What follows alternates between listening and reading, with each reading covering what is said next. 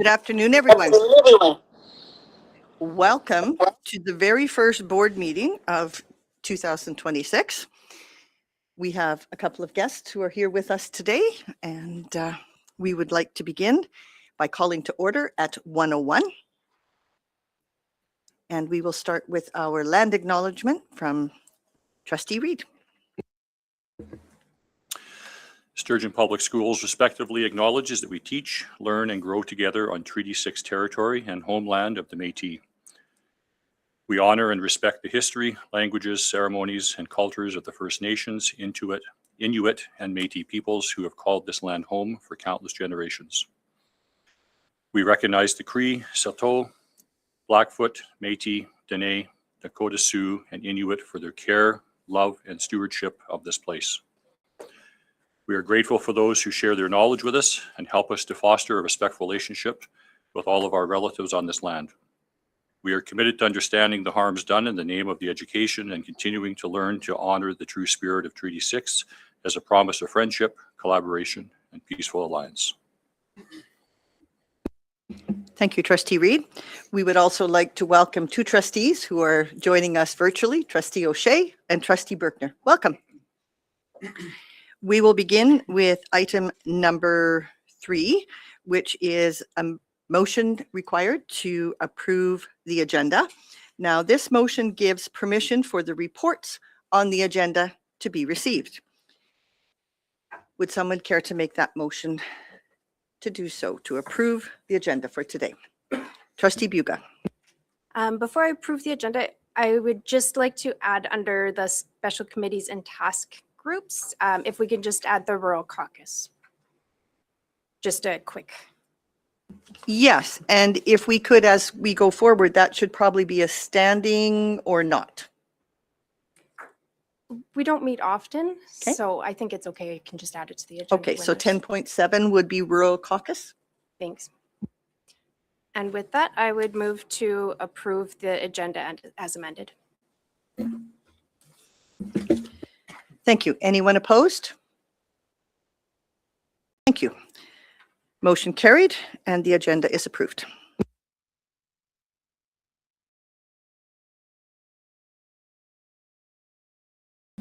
Sorry, moving forward to the approval of the minutes. Are there any corrections? Trustee Gibbons? Yeah, I move to approve them with the amendment of adding the trustee report from myself, Trustee Gibbons.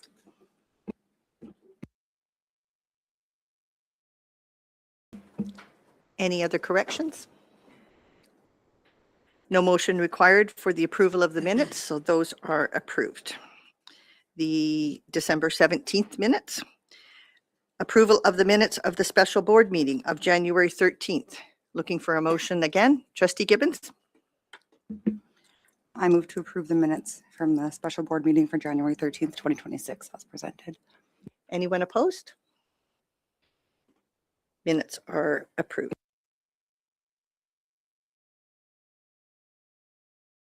And seeing item number 5, business arising from the minutes, seeing nothing, we will move forward to item number 6, the presentations and delegations. And we would like to welcome David McIntyre. Welcome back. I hope you had a nice winter vacation and are enjoying the nicer weather today. And we invite you to bring forward your ATA report.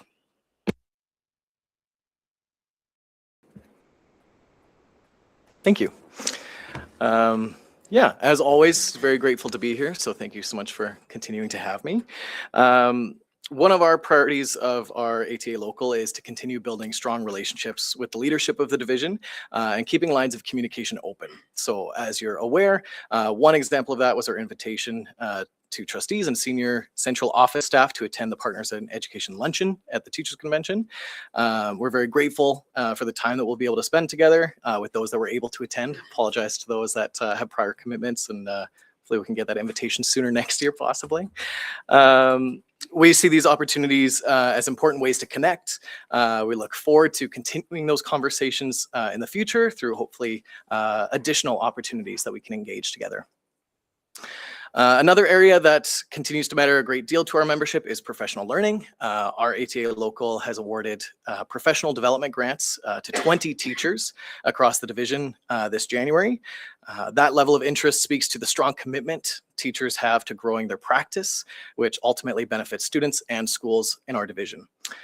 We're pleased to be able to support this work, and we look forward to, again, more ongoing conversations about how professional learning can be continued to be prioritized. And then finally, we're looking ahead, as I'm sure you all are, regarding the provincial budget expected in late February, and watching closely for what that budget signals about education funding and its implications across the classrooms in our division. So thank you for your continued support of our teachers. And again, thank you so much for having me. Thank you for your presentation, and thank you for mentioning the luncheon. And I think we do have 2 representatives who will be joining for that. Unfortunately, it falls on the day of our public school boards gathering as well, but I think we have some who will join you. So thank you for the invite. Trustee Buga? Sorry, are you open to questions? Just curious, you had mentioned ATA is supporting grants for PD. Can you tell us a little bit more? Just 'cause I didn't know that that's something that you do. If you don't mind telling us about what type of PD that looks like and how teachers access it. Yeah, happy to. So our ATA local specifically gets additional fees from our staff, and then we pool it together towards PD funding that they can apply for. So twice a year, we give out 20 grants for $1,000 that teachers can apply for. And if they are successfully chosen through a lottery system, they can use it to apply to any PD that reflects their practice within the school year. So it allows teachers to in Edmonton, across Alberta, across the country, whatever they choose. But that allows them to seek out that PD that they likely would not have been able to. So that's a commitment that we have every year. Thank you for that. And it allows for more personalized PD. So thank you for that. Excellent idea. Any other questions or comments coming forward? Hard questions going to our ATA representative? Thank you. Trustee O'Shea. Hi. Thank you, David, for your report. I just want to clarify, Chair, you can hear me fine? Yes, good. Yes. I don't know if we have a QP report or not. I would have saved my comments for after the QP presentation, but Mr. McIntyre indicated that the building of strong relationships is important to the ATA, and I believe that's really important to our board as well. It's unfortunate that only 2 members of our trustee team can attend the luncheon. And I might suggest that we find an opportunity, perhaps before a COW meeting, to have sort of a breakfast, muffin, continental breakfast, where we invite the ATA local and also the QP local to meet with trustees and senior admin in an informal setting, so that we can at least put names to faces and have some sort of introduction. What I would probably suggest in this case is that we ask senior admin to reach out to both of those groups to find something that might be workable for them with their schedules. But I would hate for us not to find another opportunity where the entire board could interact with the entire executive of the ATA local as well as the QP local. I think that sounds like an amazing idea. Or would we be open to pursuing that? Full agreement. Yes, Okay. absolutely. All we right. love that. So Thank you. senior admin, is that something that you could manage, operationalize for us? Awesome. Thank you. Anything else, Trustee O'Shea? No, thank you very much. Okay. Thank you so much. All right. No other questions? That wasn't even a very hard one, was it? Okay. So we look forward to seeing you again next month and then hearing some more about getting together. So thank you so much for your report. All right. Seeing no QP representative today, then we will move on to item number 7, which is our action items. And 7.1 is a request from the Public School Boards of Alberta. And they are looking for information from school boards across the province. They do what is called an environmental scan. And we have some requests that are coming forward to ask admin to help with, so trustees can present this information as we go forward. There is a memo that is attached. It's item 7.1. And a little bit of the background is that the upcoming February meeting, there are some questions coming forward. And one of the questions is regarding the asking the board for assurance for the idea that our resources, usually our financial resources, are making their way to classrooms and to students. So we have a motion on the table, and I will read the motion, and then I will ask if someone is prepared to make that motion for us. The motion would be that the Board of Trustees direct administration to prepare a response to the questions identified in the Public School Boards Association of Alberta, PSBAA, environmental scan for the purpose of sharing this information with PSBAA. Is there someone who would be willing to bring that motion forward? All right, Trustee Briggs, would you like to speak to your motion?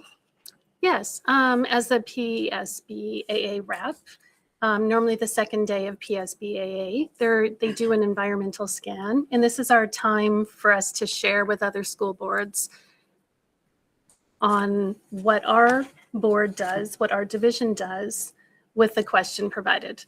So I move that the Board of Trustees direct administration to prepare a response to the questions identified in the Public School Boards Association of Alberta environmental scan for the purpose of sharing this information with PSBAA. And if I can add that the PSBAA environmental scan would be on February 5th and February 6th. Thank you, Trustee Briggs. Is there any comments, questions, discussion around that, or should we move forward to taking the vote?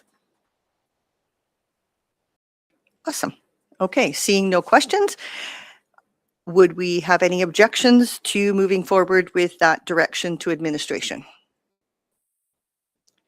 Seeing none, we will say that the motion is carried and we will direct administration in that regard. Thank you. All right, next item on the agenda is the policy committee membership. And this is in terms of a discussion that came up at policy committee. The policy committee has agreed to work with 4 committee members as opposed to the standard 3 that are in the terms of reference and agreed upon by motion at the beginning. So we are looking for a motion to change from 3 members to 4. And we realize that right now we will have to be making a change to one of our policies to accommodate this change. And so the second part of the motion will be to refer this to our policy committee to make the necessary changes so we are all in compliance.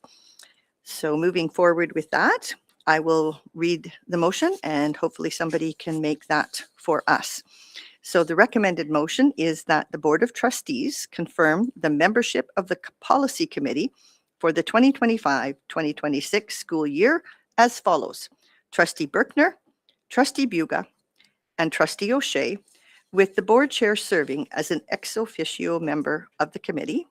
And secondly, that the recommendation be forwarded to the Policy Committee to make the necessary adjustments with the policy to make sure we are in compliance. Would anyone like to speak to the motion? Could we have someone bring that motion forward, please? Trustee Buga?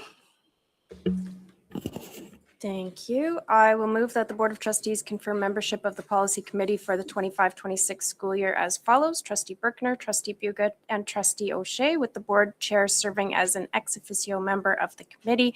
And furthermore, forwarding the motion to the Policy Committee to ensure compliance with all our policies.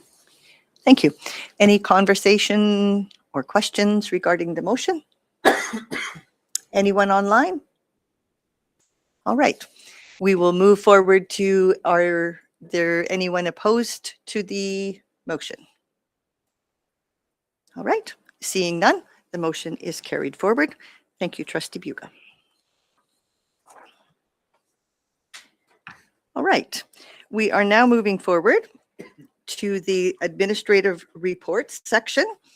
And we have a number of reports that are coming forward. Some are simply for information and others will be presented as such. So asking that we would turn to 8.1, which will be presented to our Associate Superintendent, who has just been delivered a nice little present. If you're wondering why there are smiles all around the table. Thank you, David. So beginning with the first report. Now these reports are going to just be received. There is no motion around them. They are for our information, but in the sense of transparency to the public, we felt that some of these would benefit from an extra little bit of discussion. So Associate Superintendent. Thank you, Board Chair. I'm just going to read the governance implication before I get into the report around the viability of Legal School. Sure. Or the consultation. The purpose of this report is to provide the board with information regarding the Legal public school programming and operations to assess the long-term viability of the school as it begins planning for the 26-27 school year. This report supports the motion made on November 25th regarding public consultation of the Legal public school for 26-27 planning. So I'll just go right into the numbers. And then if our deputy here wants to speak to the programming stuff, he can do that, but I'll provide the numbers. So we had a community engagement just the other day, and some of this information was provided at a high level. So this is more detail of that.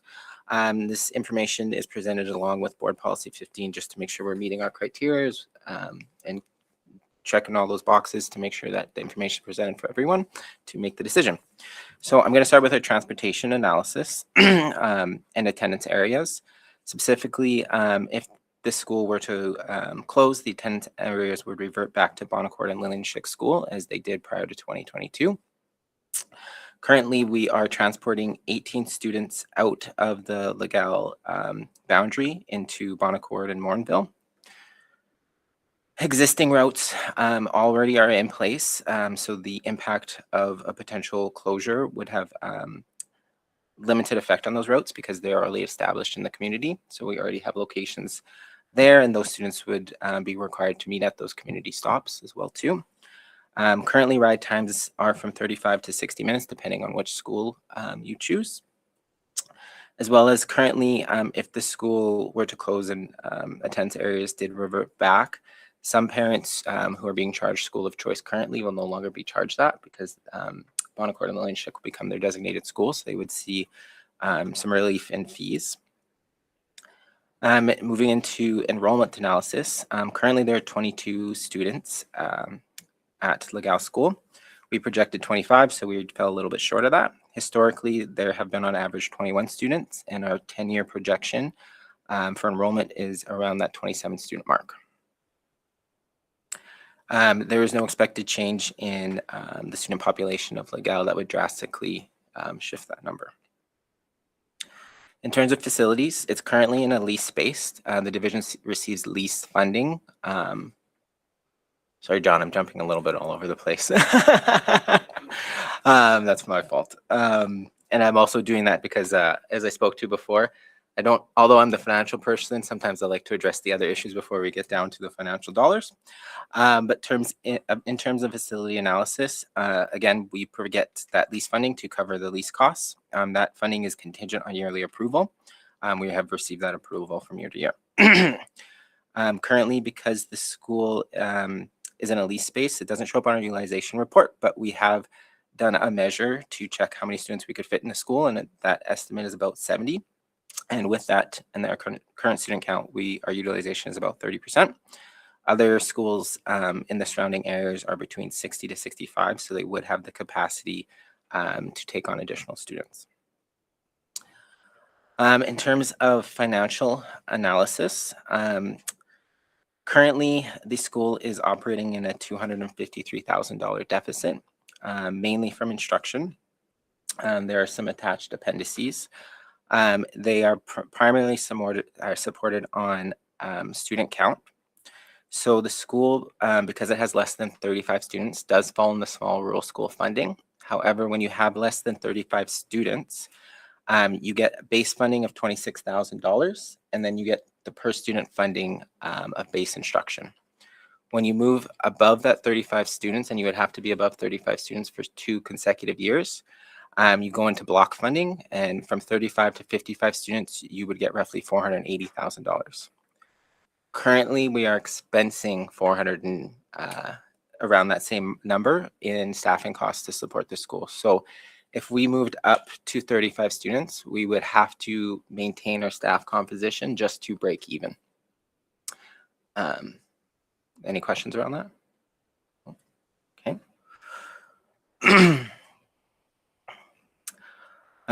Just to break it a little bit more down into detail, in Appendix D, there is a breakdown of those costs. So based on instructional, our revenues are $244,000, our expenses are $464,000, and that is 90% staffing. Our operation and maintenance revenue is $4,000, and our operation and maintenance costs are roughly $37,000 for custodian and supplies. We don't have transportation this year, so there are no costs, and then obviously the lease costs are about $85,000 in and out. Deputy, if you want to speak about programming, I don't have much else to add in terms of numbers, unless there are any questions. Deputy. Oh, I do see a question online that might be relevant to the section the Associate Superintendent of Corporate Services had. Absolutely. Trustee O'Shea. Yes, I'm just wondering, perhaps Associate Superintendent of Human Resources can answer this question as well. What is the current staffing configuration?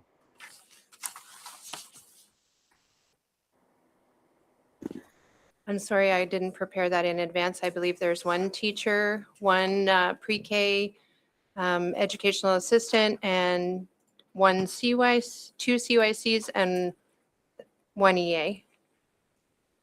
Super, thank Or you. PP, sorry. There's a total of 4.7 FTE in the building, and that's a mix of EAs, teachers, some principal time, VP time as well too, and office admin. Awesome, thank you. And I apologize, that could be in the report. I'm just not able to access it while I'm online, so thank you. Thank you, Trustee O'Shea. And actually, if I may, just a question to the trustees that are online. I'm not sure the tech that you're approaching us with. Should I present this into the meeting? I'm not sure if the format that you're on would allow you to read a report of this size or not. That's a question to the 2 trustees that are online. I am fine with just listening to the report. I'm the same. I'm fine with listening to the report. Thank you. Your voice is golden. Go ahead. Very good. And then if I would talk about the programming right now, in the past 4 years in Legal, it has gone through a few different configurations. And right now, we have time with our pre-K and kindergarten young people. And then we have time that is actually all the young people from grade 1 to grade 6 together in an instructional space. And there really is 1 teacher responsible for moving that education forward.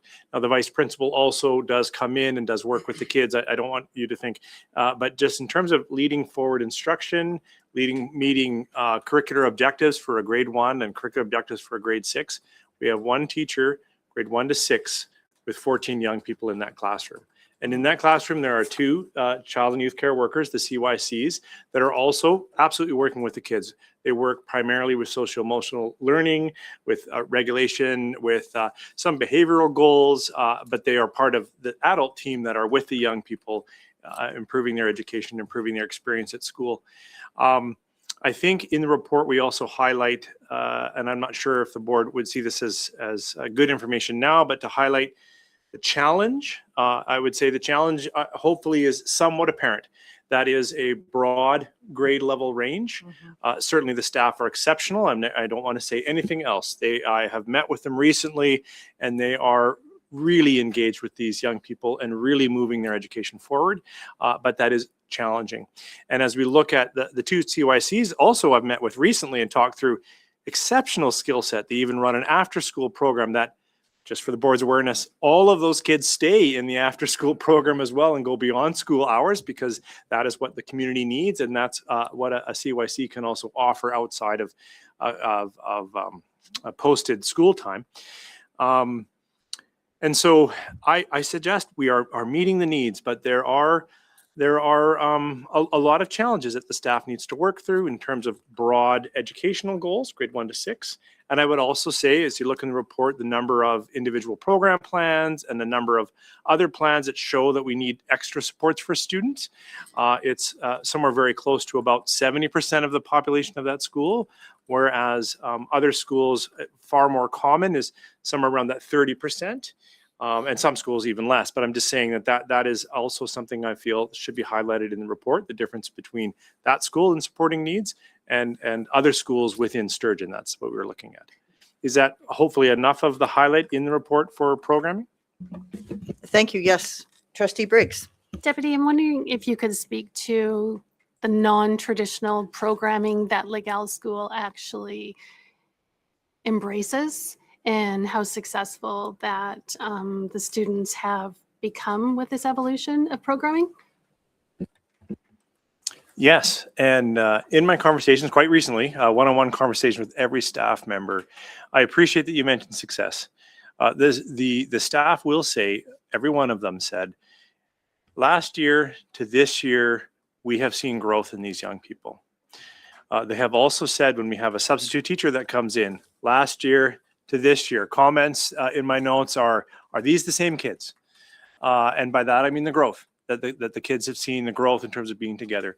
The non-traditional programming speaks to project-based programming, STEM programming, where they have like a challenge, and then the challenge is built such that we can have an older, younger children engaged in the same challenge, but then the way they describe their project, or the way they talk it through, or the way they write about it would be grade level appropriate, right? We would expect a grade 5, grade 6 student to be able to write more about the project they're working on, versus a grade 1 or 2. It might be a conversation about the project they're working on, but they're able to, in that same classroom, have a challenge, work on it, relates to writing skills as I described, math skills that's age appropriate. And that has been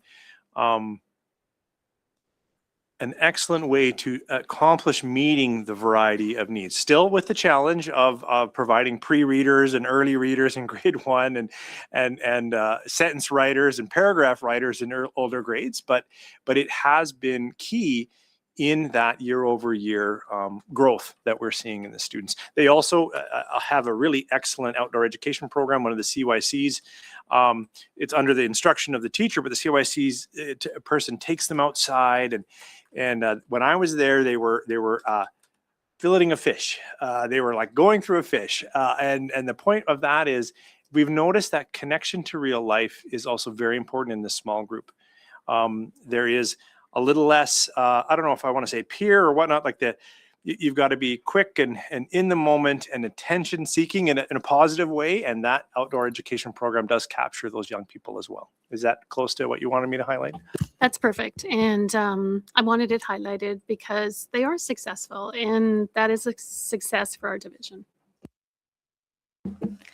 Thank you. Trustee Reed. Question for Associate Superintendent. I guess it's the instructional items, or the indirect costs, I guess, that are associated with the school. What's the projected number of that? It's not included in your numbers there.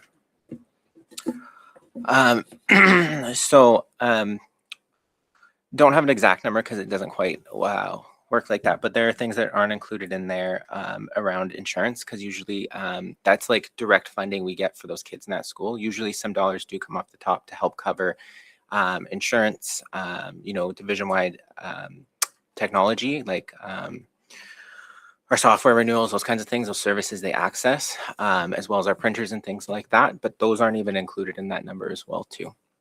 Yeah. Thank you. Any other questions or comments? Well, thank you so much for the report. It was very enlightening to see the numbers and to hear the successes. If only we could have funding to continue with successes such as that across the entire division, I think Sturgeon would be shining. But anyways, it was good to hear, and appreciate the time and effort that was put into the preparation of the report and the consultation process altogether. So thank you. All right. Sorry, we will move on to the next item, which is 8.2, which is the school education plans, counseling and wellness plans. And I believe we're receiving this report just as such or did you want to speak to that? Just that. It's provided for your information, and administration is prepared to take any questions. Thank you. Are there any questions coming forward? Online? No? Thank you so much for the preparation of the report, and it is received. Moving forward on to 8.3, which is our quarterly financial report and forecast. And I believe this report is being presented.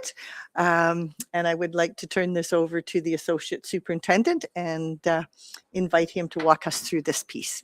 Perfect. Thank Thank you. I'll make sure to go through it in order this time. Just tell me where to go. So this is the board's first time receiving this report, so I'm going to go through it in quite detail. Just as a reminder, this report comes forward after our first quarter, our second quarter, our third quarter, and then we have our audit and financial statements as kind of a summation of the year to report on our tracking. This report consists of our original budget, a forecasting update, as well as what we've spent to date as of November 30th, and then percentages about how we're matching up to that. So as of November 30th, we should be in the range of 25 to 30%, depending on the line item, because some things are over 12 months and some things are over 10 months for a school year. Currently, in terms of our spending, we have collected 24% of our total revenues, forecasted revenues, and we've expensed 22% of our forecasted expenses.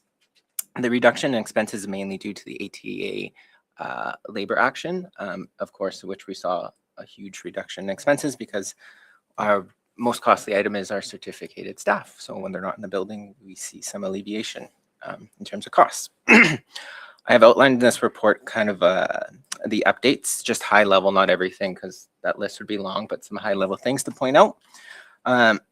So we have in the quarter one projection, our operating deficit of 300,000, which is down from the 900,000. This shift is from some changes in revenue as well as some changes in expenses that have been listed there. So revenue from the government of Alberta increased by 600,000, mainly due to a variety of things. So we saw the approval of our collegiate, which was roughly $1.1 million. So that brought it up. We saw an increase in the specialized learning support rate over the summer by $200,000. We received a payment from Alberta Infrastructure just in our year-end review that we were not expecting. And then we also saw an increase in our plan to spend some of our deferred IMR dollars, so infrastructure maintenance renewal dollars. These were kind of offset by, to some degree, by a decrease from our enrollment adjustments. So we saw about a $900,000 decrease in funding from our enrollment being lower than projected by about just under 200 students. We did see a decrease as well in our program unit funding students. So we saw a decrease of 0.2 in our PUF dollars, as well as some decreases in our children and family services, just the expected grants through our SHINE program. Some other few things, just we saw a slight increase in investment income just because the decline in the prime rates wasn't as drastic as we expected, as well as we actually had some more cash in the bank just because of the strike and not paying that out. So we had a higher cash balance. Some other increases in revenues, just the recognition of the QP benefit payment as well. In terms of budget expenses, salaries and benefits decreased by 600,000. And then contract service and supplies increased by 1.1, mainly due to $900,000 from the collegiate and some additional IMR spending, as well as a decrease in our insurance costs actually came down.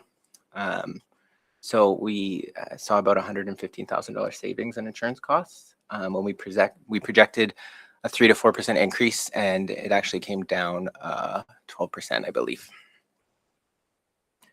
And then just a slight decrease in amortization as well too, just because some of those CMR projects didn't get completed. And yes, feel free to answer questions wherever, because we'll forget as we move through this. Trustee Buga. Thank you. Yeah, just while we're still on this screen and don't get too deep into there. Just for confirmation, in the revenue lines, we see the decrease in PUF funding and we see an increase in specialized learning support rate. Yep. Is this more of a renaming, shuffling of money from one pot to a similar pot? Or is this like, do our PUF students have access to those specialized learning support funds, or are they separated due to their categorization of how they work within our schools? Yeah. So I do have one of our people here can speak to that, but generally we do try to keep them separate, just because PUF is for that ECS area and the SLS is grades 1 to 12. But sometimes we're also trying to balance maintaining supports and services to people as well too. So I don't know, are you prepared or do you want to? Thanks. Shelley Greenwood, Director of Learning Services for Sturgeon Public. We do tend to keep PUF and SLS separate in that the intention of SLS is for grade school supports, and we do have more students who access grade school supports, so therefore they have a reduction in services available to them based on the costs that we incur, whereas the PUF dollars are for the students who are assessed and indicated having a severe need when they are 3 and 4 years old prior to attending grade 1. So we have our speech and language pathologists and occupational therapists, behavior supports, and such that are supporting our PUF students, and that is where the vast majority of the funding goes to support them. Thank you, Director Greenwood. We have an online question and we would receive from Trustee O'Shea, and then we have a table question from Trustee Briggs. So go ahead, Trustee O'Shea. Thank you very much, and thanks for opening the floor for questions, Sean. I was writing them down, but I'll just address them as they come to my mind. You mentioned a 200 student reduction. I'm assuming that is from once our September 30th count was in. I have 2 questions around that. One, are schools then required to adjust their school level budgets to reflect the drop in enrollment in their particular school? And if so, the second part of my question is, do we see a reduction in budget allocations across all departments, or are schools required to take the entire hit when our enrollment goes down? I'm not sure if that makes sense. Yes. Okay, 2 things. Just to correct, it was $900,000. Sorry, I thought I heard you say 200 from our enrollment drop. So we actually, oh yes, 200 students. Okay, great clarity. Yes, so it's a mixed approach. Yes, schools do bear some of that burden, but we always try to look centrally first where we can. A lot of principals like coming into the year new and didn't have positions filled. So as you go through here, we'll see actually we had some reduction in some uncertificated costs, and that was mainly to help offset some of that as well too. But we do look in other areas as well too. So yeah, it's kind of a combined approach, if that answers that question. Thank you. Yeah. Any other questions, Trustee O'Shea? No, no. All right, we'll move to Trustee Briggs. This question is for the corporate services. Are we living within our funding for our collegiate funding? Yes. So there is funding currently, yes. I don't know what that looks like for the future because that is based on approval and things like that. But currently, yes. As well, that does include the base dollars allocated for that funding as well, though, too. Like, so for those 24 students, the base dollars that would account for them is being used to support that program as well, too. So we have 24 students currently in the program? Yep. Thank you. I did want to point out one thing to Trustee Buga's comment. In terms of specialized learning supports and PUF, dollars are never enough. We're always inserting more into those areas. I think every division in the province is. So that being said, we're always trying to balance the needs and put extra dollars there. So yeah, it's not always just a straight line if that's the case, but yeah. Thank you for that comment. I think that is commendable that you are seeing that as an area of need and that you are putting your resources where we do need to have them. So thank you for that. If there are no other questions, shall we move forward? And is there more? I thought I heard somebody put there. He did put his hand up and down, so I don't know. Oh, Okay. Any other questions online? Okay. I Ready think to- Trustee Berkner. Oh, that's Trustee Berkner? Okay. I'm just curious about the collegiate funding. I'm not sure that the public would know about what the collegiate funding is for. Would we be able to get a brief explanation about that? yeah, I don't know if the deputy wants to take this because there's a lot of programming involved. The majority of the collegiate funding, about I think 875, is meant for like buildings and or equipment and things like that. And there's about 200 that's on staffing. Yeah, just over 200 there. John, do you want to speak to the programming at all? Deputy. I think it might be a good idea for the board and the public for us to bring back a report that actually really laid out where we are with our collegiate, who's involved. I would definitely also be requesting help from Dan Stevens, our division principal, is key, but he also, under the grant that we applied for, we do have another staff that is working under that grant that is supporting that collegiate programming and its ties to dual credit and whatnot. And it would be also good, I think, to remind the board and the public things that we are working on. Like as we get grant, we're moving this program forward. We have Building Futures, which is phenomenal. And we have Aviation Partnership, which is also phenomenal. It's about to start up. And I think it would be really good to talk about where we are and where we see ourselves going, but also for the board to hear where the challenges are. I have said it in a public setting before. Currently, the funding is in this way. Apply for, which takes a lot of work, receive, and then we operationalize it, and then there is no way to sustain the programming unless we apply for, and then we receive. And it would certainly be, I would appreciate the ability to come back again and share that again and look for ways that we could encourage Alberta Education to consider sustainable funding for these exceptional programs. Thank you. I think that would be appreciated in terms of exactly what falls under the umbrella of the collegiate programming and where would these things be located and all that. Would there be support from the rest of the board to have that brought back to us, say at a following board meeting? No pressure. But yes, if we would find that very helpful. Thank you so much for that. And I see that Trustee O'Shea has his hand up. Trustee O'Shea, to you. Yes, appreciate the deputy superintendent offering that. And I think what we would want to do is, because we are directing staff, I would like to make a motion either now or at the end of the financial report, directing staff to prepare that report and bring it back to us.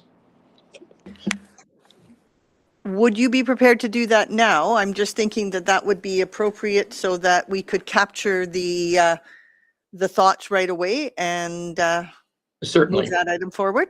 So I would like to bring forward the motion. I motion, I guess, that the administration team bring back to the Board of Trustees a report on the collegiate funding and programs that are affected within Sturgeon School Division. Thank you. Is there any other conversation or questions regarding that motion? Okay, regarding the motion on the table, is there anyone opposed to the report coming forward from administration? Nothing online. With that, the motion is carried and you are so directed. Thank you so much. And would you like to continue?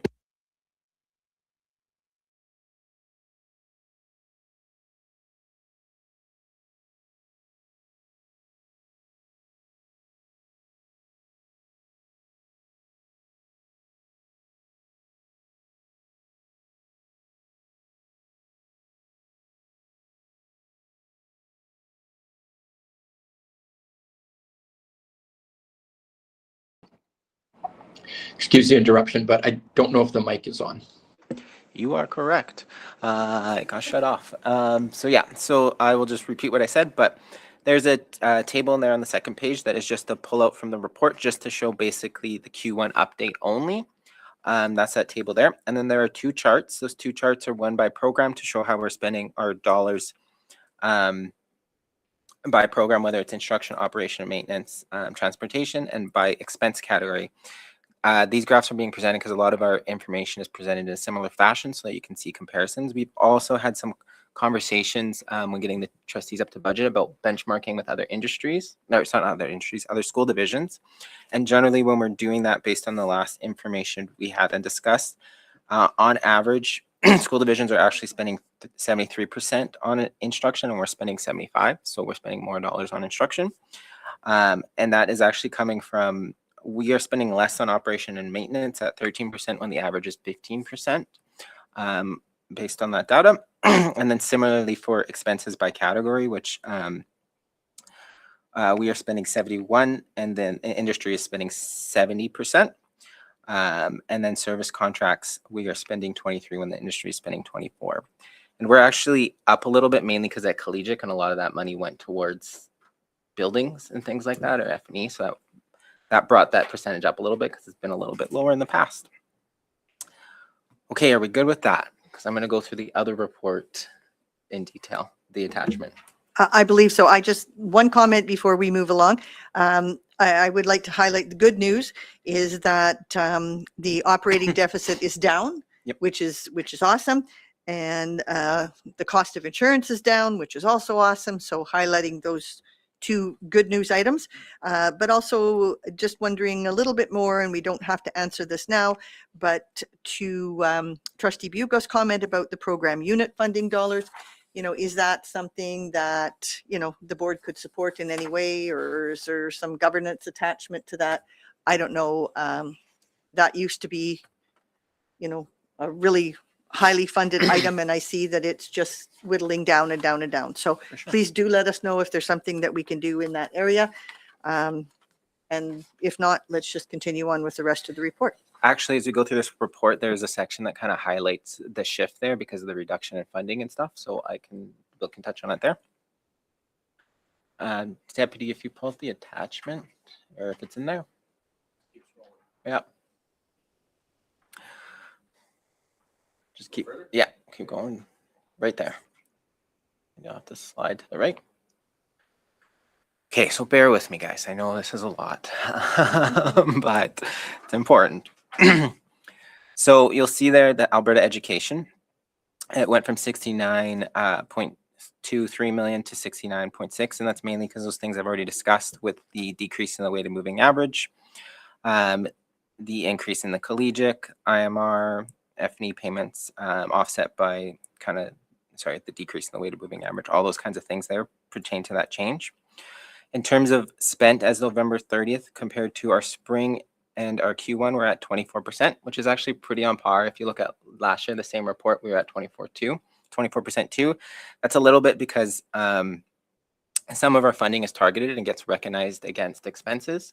So IMR is an example of that. We don't actually record the revenue until we spend it. So that's why we tend to see that percentage a little bit lower at this time of year. As well as they do fund us based on last year's numbers sometimes, particularly in regards to transportation, until our application is submitted and completed at the end of December and approved.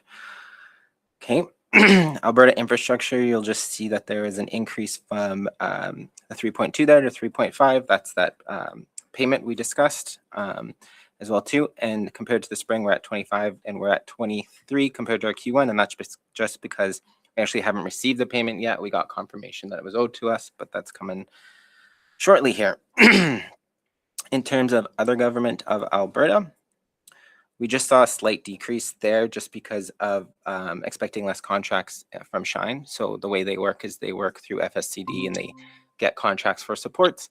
And there was just a little bit of a decrease in what we're expecting to get for our contracts. As well as you'll see the percentage there is at 21%, which is a little bit lower. And that's because that actually includes MHGB and Shine, and they do a lot of their work in the summer as well too, a lot more work in the summer. So we do tend to see more costs towards the summer months. Federal and First Nations. We budgeted for 31 students. We only had 30. We also gave them a credit for the strike of $24,000. That percentage is down to 21. Sorry, it's at 21 and not 25 because we usually do billing for about $40,000 at the end of the year for additional specialized services that we tend to bill them for through our service agreement. Okay. I'm going to skip over Alberta School Authorities because that's mostly us for sports and things like that. The schools are charging other schools for tournaments and things like that. The amounts are small. There's not a huge change. Fees did decrease slightly, again, because of the labor action. We did reimburse for transportation fees, and then there were just some other few small changes from fees, from our forecasting fees from the schools.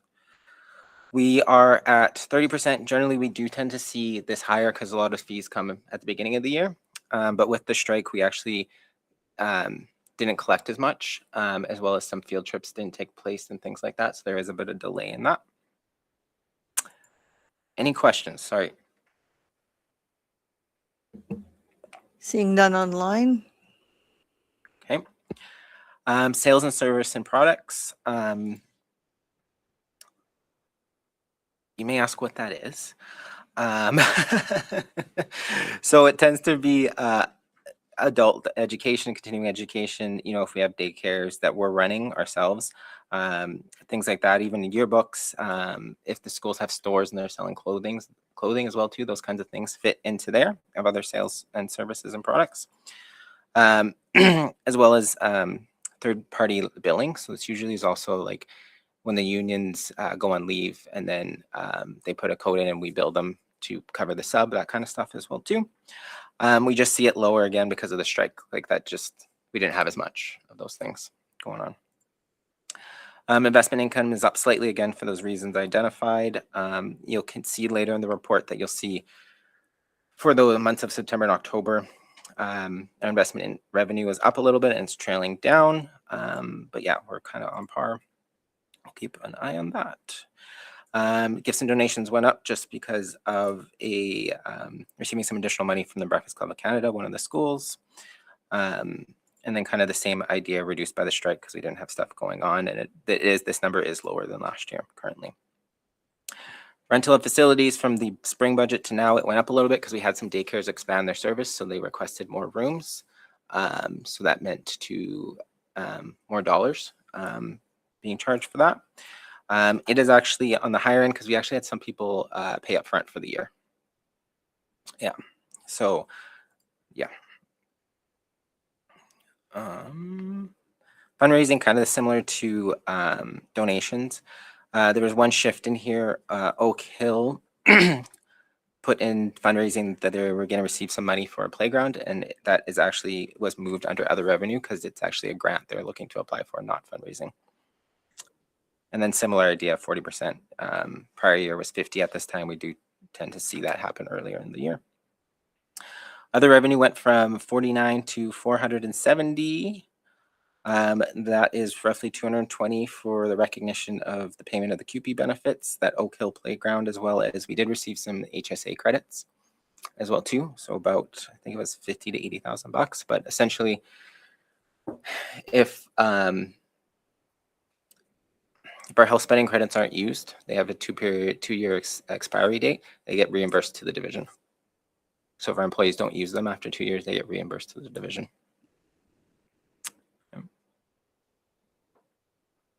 Okay, any questions? Online folks, are there any questions coming forward? Also, feel free to tell me to speed up or take my time or whatever. I'm open to feedback. No questions here at this point. Okay. Thank you.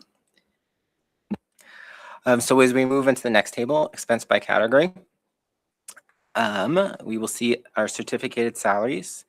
And then there was just a slight shift upwards. Okay, there's a few things going down, some shifts up and down, but mainly we also had some additional secondments come in after our budget as well too.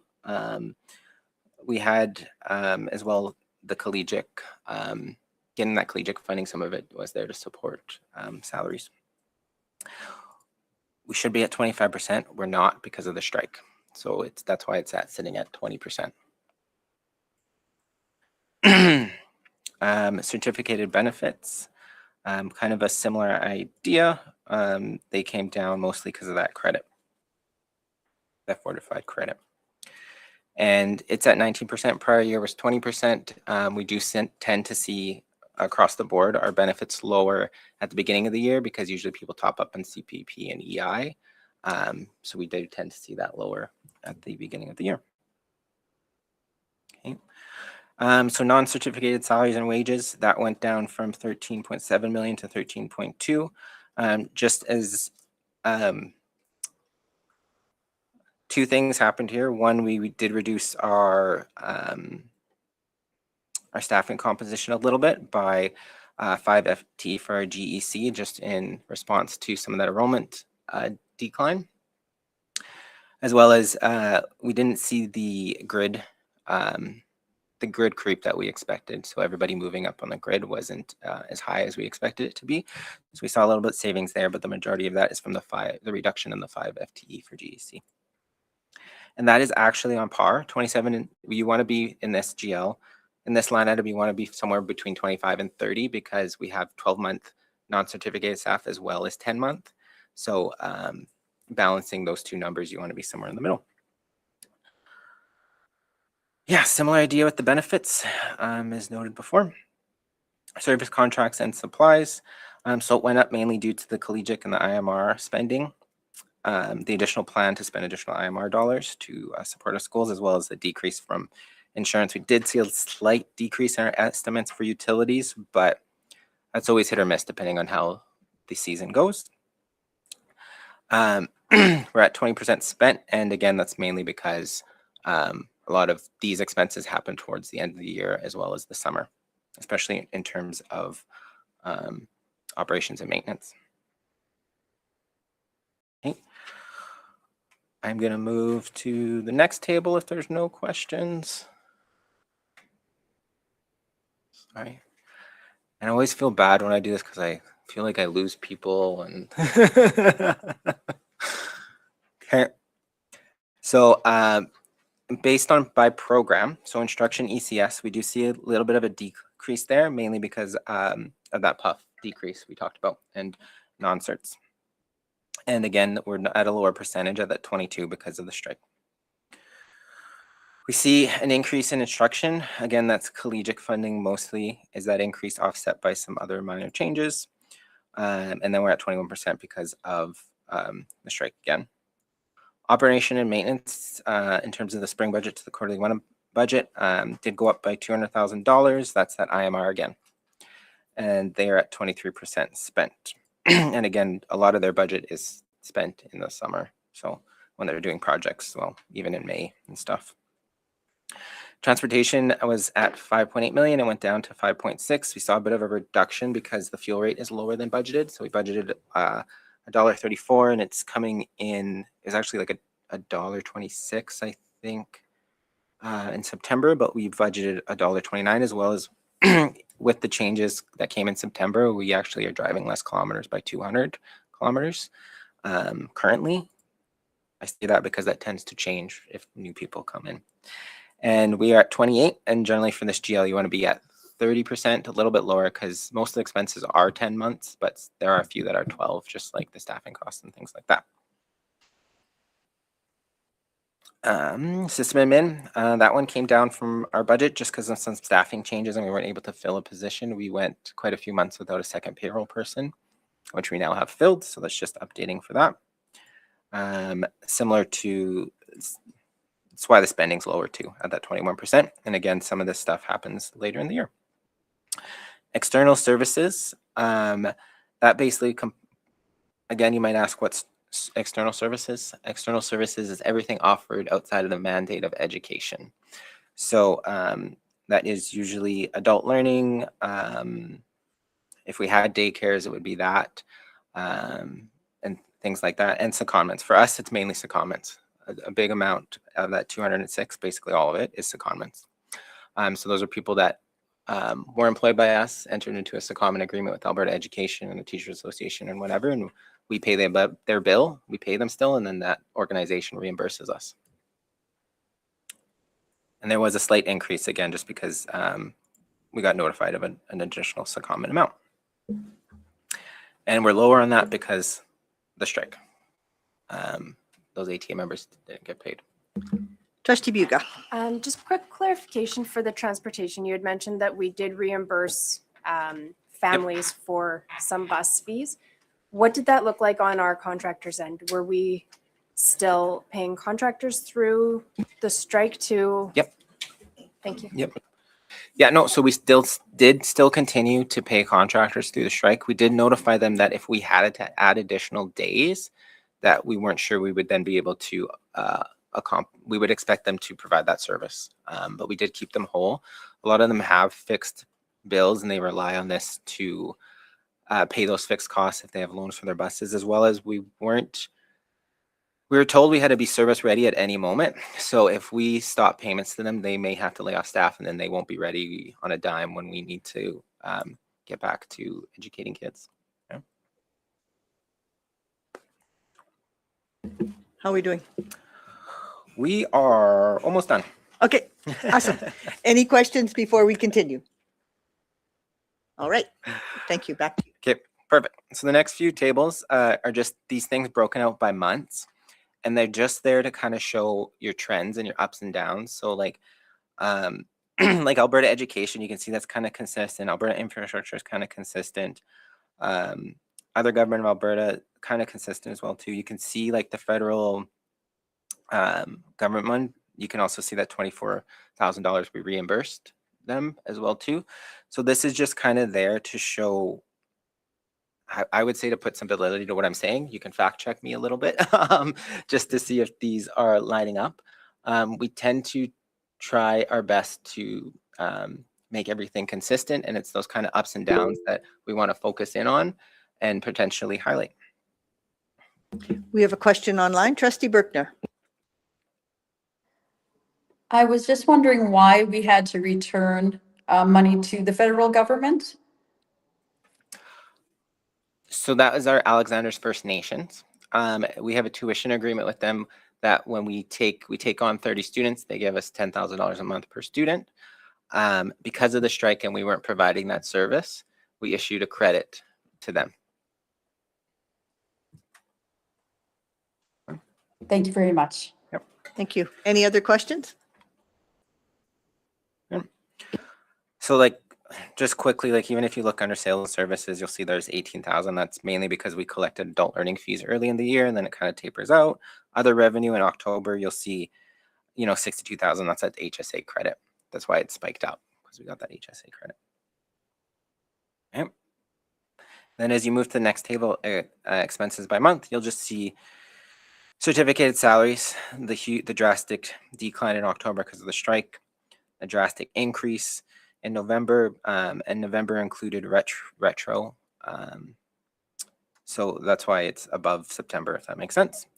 And then certificated benefits in October were lower, but not in proportion to the salaries. That's because we still paid the benefits for our teaching staff. However, ATRF for pension, okay, it's a little bit complicated. The government pays ATRF on our behalf, and we record a revenue and an expense at the same time. Because of the strike, they didn't attribute any money to ATRF for October. So that's why you see that $250,000 difference.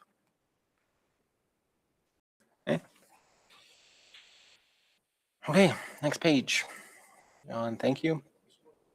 Yeah, the graphs is there to show the increase, decrease. Okay, so this is just broken down by program, just to kind of show that in your governance role, it's important that we look at by programming kind of our spending as well too.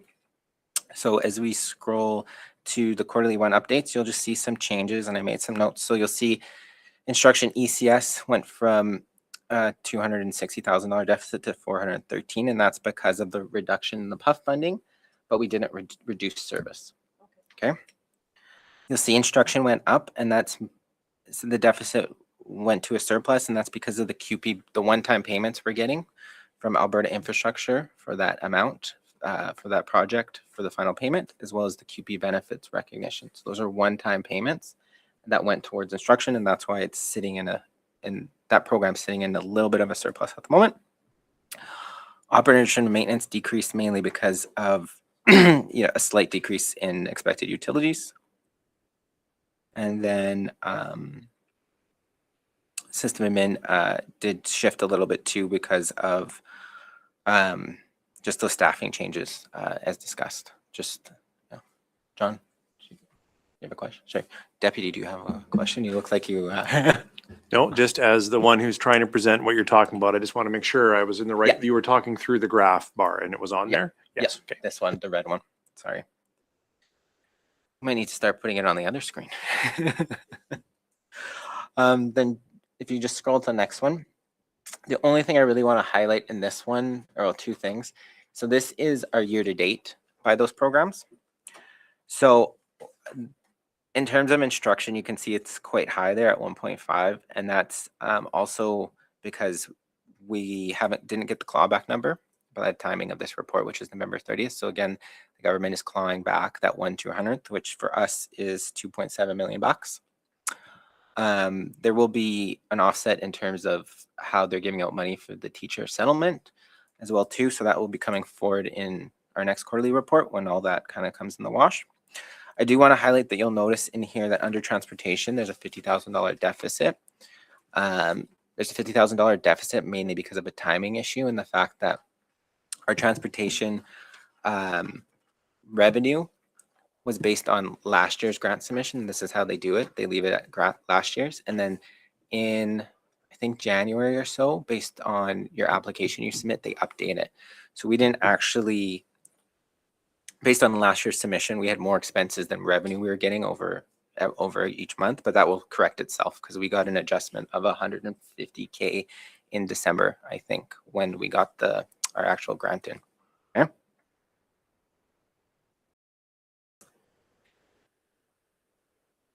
That's pretty much it. There's no questions. Okay, thank you. Are there any other questions on the quarterly financial report and forecast? Trustee O'Shea?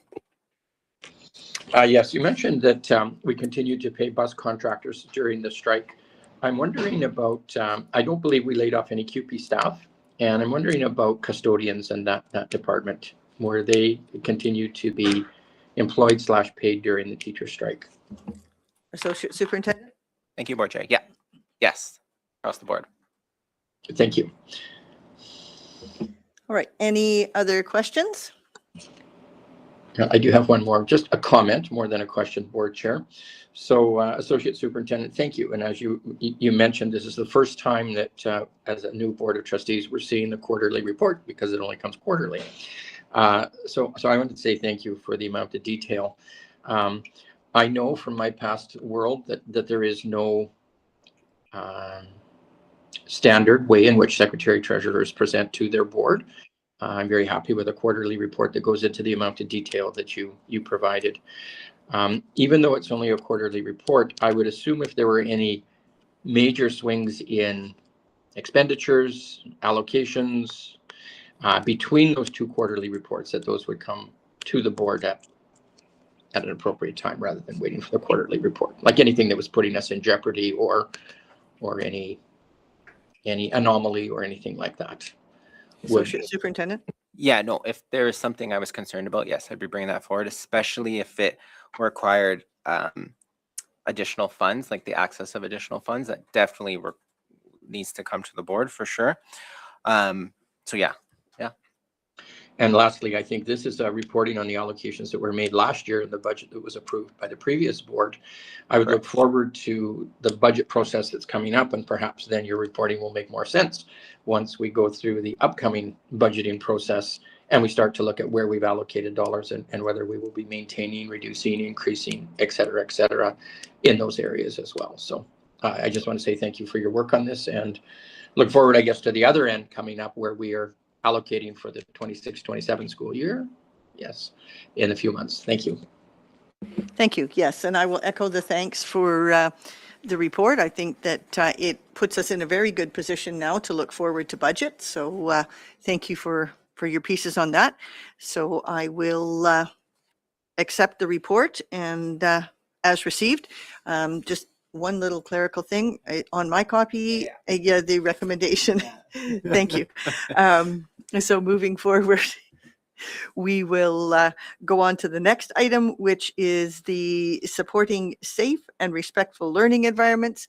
And we have a brief presentation on this part. Thank you to the deputy. Thank you, Chair. Yeah, I will hand it over very quickly to the Director of Learning Services, who with their team has prepared this to help give a better understanding to the board how we are doing exactly that, creating safe or supporting safe and respectful learning environments in our schools.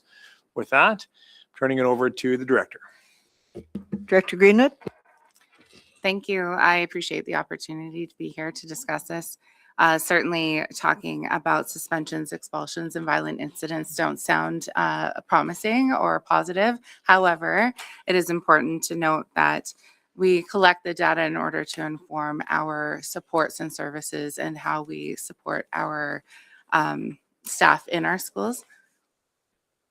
I'm wondering if you'd like me to move over because I can't see anybody down there. So did you want me to move? Okay, thank you. That would be amazing. Thank you. That's okay.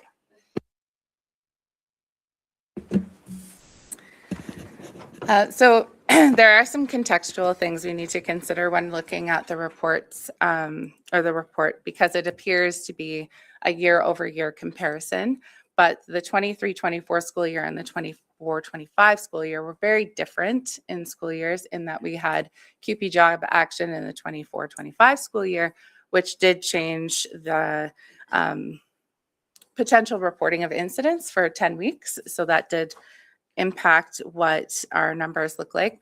Also, the use of our data comes from PowerSchool for suspensions and expulsions, whereas it comes from an incident report that is voluntarily done by staff in schools for the remainder of the information. So in 23-24, the incident reports that were voluntarily done by staff, there were fewer reports submitted. So we also appear to have a significant increase in the incidents that may or may not have been happening in schools, but that is also attributed to more reports coming in. So it might be beneficial to look at the 23-24 numbers as they are and the 24-25 numbers as they are, because they don't necessarily speak to each other in increases or decreases. One of the things that this report also does is help us to align with the goal number 2 of the education plan, which is about our safe and caring schools. So it's important that we have data and actual narratives of what's happening in our schools to align with the supports that are required for our schools as well. Yeah, let's jump in. You will see information just about the student discipline reports, the student code of conduct, the requirements of our APs and things like that. I don't believe I need to highlight any of that. So we'll just head on down to the data that we did collect. So if we can go to page 4 of the report. Thank you. Here you'll see the 2 circled graphs that indicate what kind of suspension types we had in 24 and 25. Bus suspensions may or may not be reported in PowerSchool. So we did have a few, so they are reported here, but typically they are not necessarily done in PowerSchool.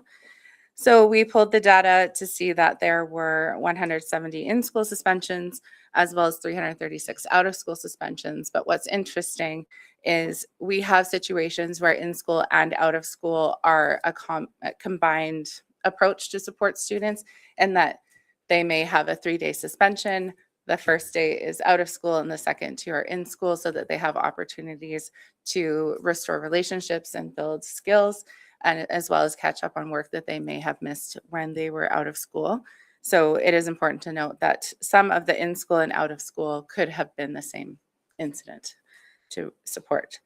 When we look at the major behavior classifications of 24-25, we can see that there in blue is a very significant amount of aggressive behavior in our schools.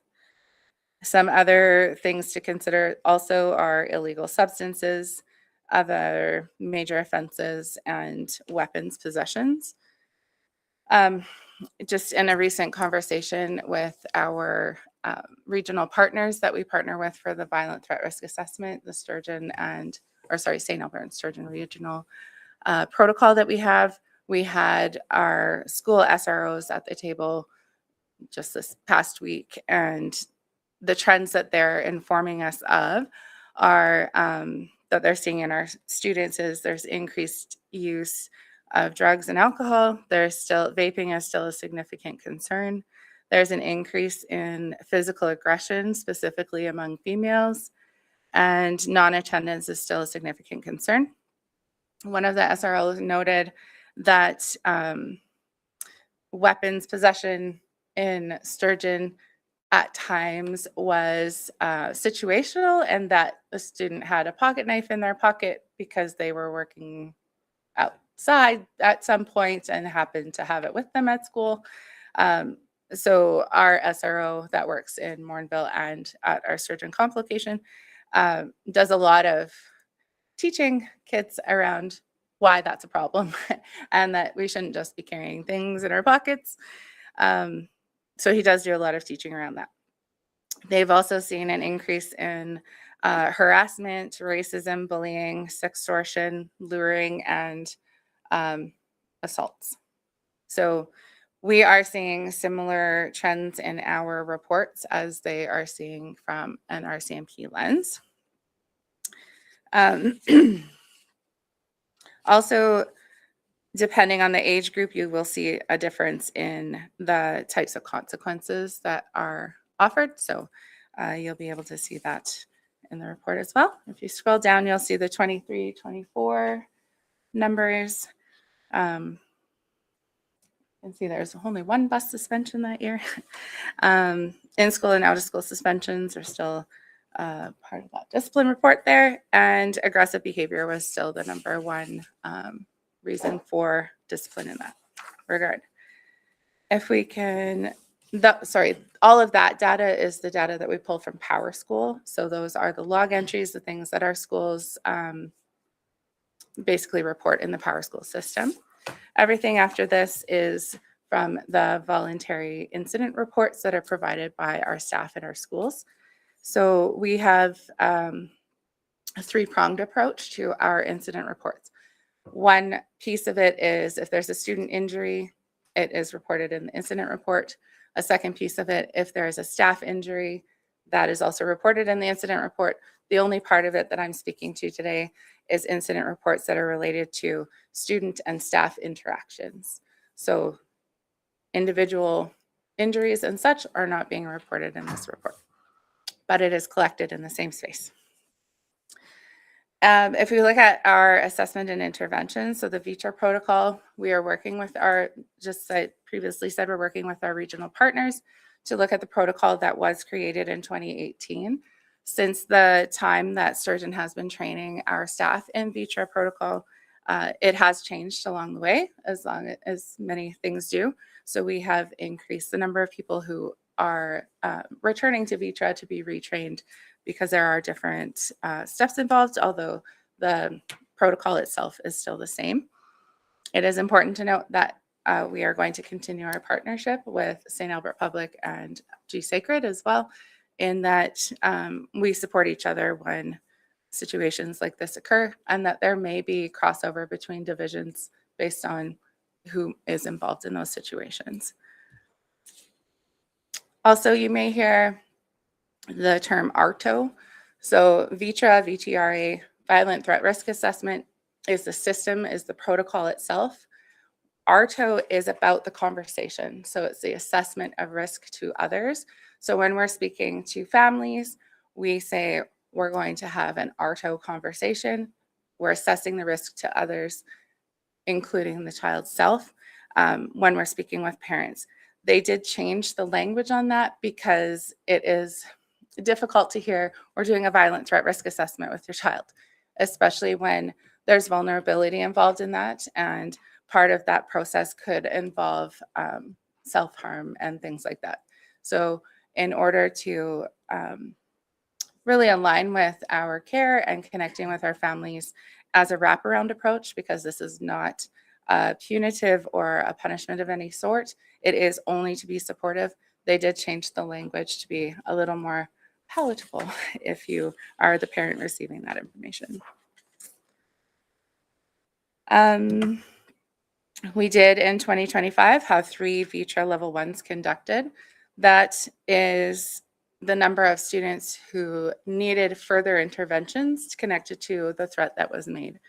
That isn't the number of students who we engaged in that conversation and connected them with supports and services, potentially our division social workers and things like that, or the counselors in the schools.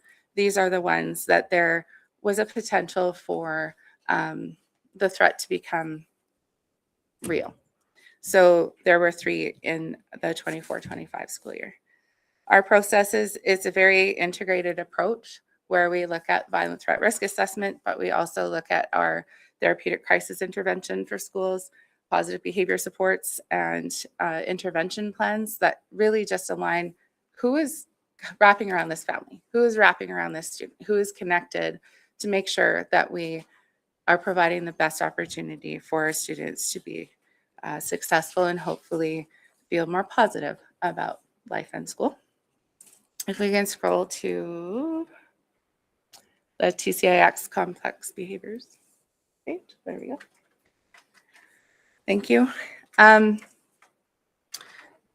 So TCIS there is explained what it is, but some of the key highlights are divisionally, we have been, I think this is our 4th year doing this. We have 260 people fully trained in TCIS, but we also have all of our staff trained in being knowledgeable about what TCIS is, having the same language. The difference between fully trained and having a common understanding is the common understanding is provided in our schools on PD days, typically in August, where we talk about the language, we talk about the purpose, and we talk about the steps it takes to support our kids when they are experiencing dysregulation and things like that. When they come to a cohort to be trained, they come to us for 3 full days. We walk through scenarios, we practice the activities in order to be the adult that can stay calm and co-regulate with the child. So we do spend more time intensively training people that do come. So 260 people have been more intensively trained to support our kids. Also, a positive note, Sturgeon, we're probably the first Western school division to come on board with TCIS. We've had connections to Manitoba, Eastern Canada, and a recent call with British Columbia where school divisions are reaching out to ask, how did we manage to do this and what does it look like? We also had an opportunity to speak to our administrators at our last admin council day, and some of the key highlights that they talked about were having a common language, having a common approach, everyone having the same system focus. So you know that in the event that something's going awry, awry, everyone's coming into it for the same purpose, and that is about support and not discipline in that moment. So it was very clear that our schools are seeing the change and seeing the difference in having a supportive common approach. Another highlight is that our life space interview. So in the event that dysregulation happens, TCIS brings our students through and our staff through a whole system of the stress model of crisis, from baseline to triggering event, escalation, outburst, and then recovery. And recovery is really the important part to highlight about TCIS because it is different than other systems that helped us to support students who were dysregulated. The purpose of the recovery stage is to help the student learn from the feelings, the emotions that they felt in that moment, and how they can help themselves self-regulate more appropriately. And they practice those skills when they are regulated so that they're in the thinking brain and they're able to understand what's being asked of them. But further to that, it also supports our staff because our staff went through that dysregulation situation with our students as well. And it is one of the key things that we're finding is different, that our staff need and want and desire for that check-in to be connected with each other and be supported by our staff as well. So we really do appreciate that part of the therapeutic crisis intervention model because it helps us help our students, but it also helps us help our staff and each other. I think we can scroll to page 10, which is more pie charts. In our incident reports, these are the types of behaviors that we saw in 2024, 2025. The top two you'll see there are hitting and then physical outbursts that could be multiple, so hitting, kicking. The third one is biting. Honestly, most of the biting is happening in our littles, but not typically high schoolers. But it is something that we are seeing in our schools. Also, there are a variety of other physical events that are happening in our schools as well that are important to note. If we look at the bottom pie chart, we ask about the strategies. So what did we do in that event when that dysregulation was occurring?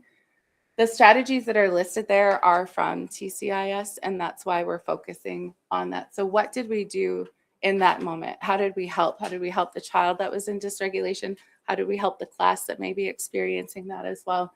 And then how did we respond? So typically the number one is managing the environment. That is the first thing. So it's how are we looking at our environment to see what could be upsetting. For example, if you lower the lights and put on quiet music and things like that, that just brings everyone's energy down, regardless of whether we're dysregulated or not. So those are the types of things that you'll see in managing the environment. Prompting is reminding his 30 seconds until we're putting the Chromebooks away so that they have that opportunity to click back in and it doesn't come as a surprise. Redirection and distraction is just, you can see them getting a little antsy and they say, hey, I know you had a hockey game this weekend. Tell me about that, to kind of get them away from that. Giving choices so our kids feel a sense of autonomy at school is important. Also to note, directive statements are typically only used when safety is rather imminently going to be a difficulty for the child or for the staff or for the students. And those are the things where you say, stop, do this, don't do that, that sort of thing. So directive statements are often used as well. And if we scroll down to 2023, 2024, you will also see biting was up there. Physical outbursts were up there. Hitting was also higher. If we scroll down to the strategies, you can see managing the environment was still one of the higher ones, redirection and distraction. Drop the rope is one of the favorite ones. If you don't mind scrolling right back up to 24, 25 so we can compare. Drop the rope went up significantly as a way to support students who are dysregulated. And what that means is we're not engaging in an argument with kids about what we should and shouldn't be doing in that moment. So it is about the adult taking a breath and changing the expectations at the time, though we do still come back to that. If we scroll down to the next page, we do have a comparison. Students that had behavior plans are in red, so 90% in 2024. If we look at the students involved in incidents in 2023-24, it was only 75%. It's important that we have these plans for our kids because this is what we actually notice we need to teach them and how to support them best. We do want them to essentially learn their way out of a behavior plan, but this gives us the opportunity to identify what is actually needed. When it comes to safety plans, you'll also see that in 24-25, more of the students that were involved in incidents did have safety plans, which are also following the stress model of crisis. What does it look like when they're in their baseline? What does it look like when they're starting to have anxiety? What does it look like when they escalate? And then also, what is the adult's response in those moments to help the child stay regulated so that we hopefully won't get to a point of outburst? And one of the key things that we say is we're working on professional development with our staff, as when we know better, we do better. And one of the key things that I'd like to stress with therapeutic crisis intervention is that we have to look after our adults too. And that is something that we know better now, because when our adults are regulated, they are more able to support our students. So that is one of the things that we particularly like about it. And on the last page, there are 3 bullets there that we would love for key considerations for governance. Thank you for the opportunity. Thank you, Director Greenwood. Are there any questions coming forward? I really appreciate the report. I do have a couple of questions. If no one else has, we will, do you want to go first? No, you go ahead. Okay. My question is about the recording of incidents in Power School. Now, can you explain that are all the incidents recorded in Power School under as a log entry? And then is that how you collect your data? And then is that data purged at the end of the year? So suspensions and expulsions and other other log entries that require some form of discipline are in the Power School system, whereas incidents could just be things that are ongoing in the classroom that we're looking at supporting the child or supporting the staff, and it may also be in Power School. So your data collection for that, if it's not in Power School, comes from just an incident report, or Yes. how is that? Yes, just Right. from an incident report. Okay. And then my other question was about then the incident reports. You said some are voluntarily done. Mhm. So is that something that, do you feel that you get an accurate account of what's going on in terms of tracking behavior if it's voluntary, or? I feel like there's definitely room for growth there, and it is something that informs our practice and supports. So certainly we take the information from that and then speak with our schools to see if that aligns with what they're also seeing, Mhm. and then ask them for that voluntary report, so that we can be more aligned with what the actual narrative in our schools looks like. So we have had a significant increase in people who are willing to fill out the incident reports. I know at first there was worry that there may be other reasons for collecting the data that they weren't necessarily willing to share. But now they see that it is directly related to supports that come to the school to help them through situations. So we are getting a better understanding, but it definitely has room for growth. Okay, thank you for that. And then is there something that triggers the recording of the incident? So is it simply voluntary? Is there some things that are put into Power School and then purged at the end of the year if it's not suspension, expulsion? Or is there a trigger that determines how you're going to collect your data, I guess is the question? So each year, suspensions and expulsions that are on student records that go into PASI. Suspensions are removed within the year. Expulsions, I don't know how long they stay there for 3 years. None of the incident reports carry over there, so there's no student record of anything like that. But the Power School ones do get purged. Okay, that sounds good. And then just one question about the bus suspensions. Mhm. You mentioned that some are recorded and some are not. Would that be something that would be helpful for you if there were some kind of a benchmark as to what was reported and what was not in terms of how to support that, right? I would appreciate that data. There is a system to report the incidents that happen on buses. So I don't know that we necessarily need to have them in Power School, but I do think that I may be speaking out of turn, but I do think that there are important correlations, because we know that some things happen on buses and then carry on into schools. And so it would be beneficial to know more about what's happening on the buses. And I can't speak toward what percentage of reports actually come through or not. I'm not too sure. Okay. Next question, Trustee Briggs. As a board, it is our job to provide welcoming, caring, respectful learning spaces. These numbers are very concerning for me. And moving forward, I assume that these numbers are going to escalate because we have less people in our buildings. So what do you need from us as a board to mitigate this and make sure that our spaces are safe for staff, for students?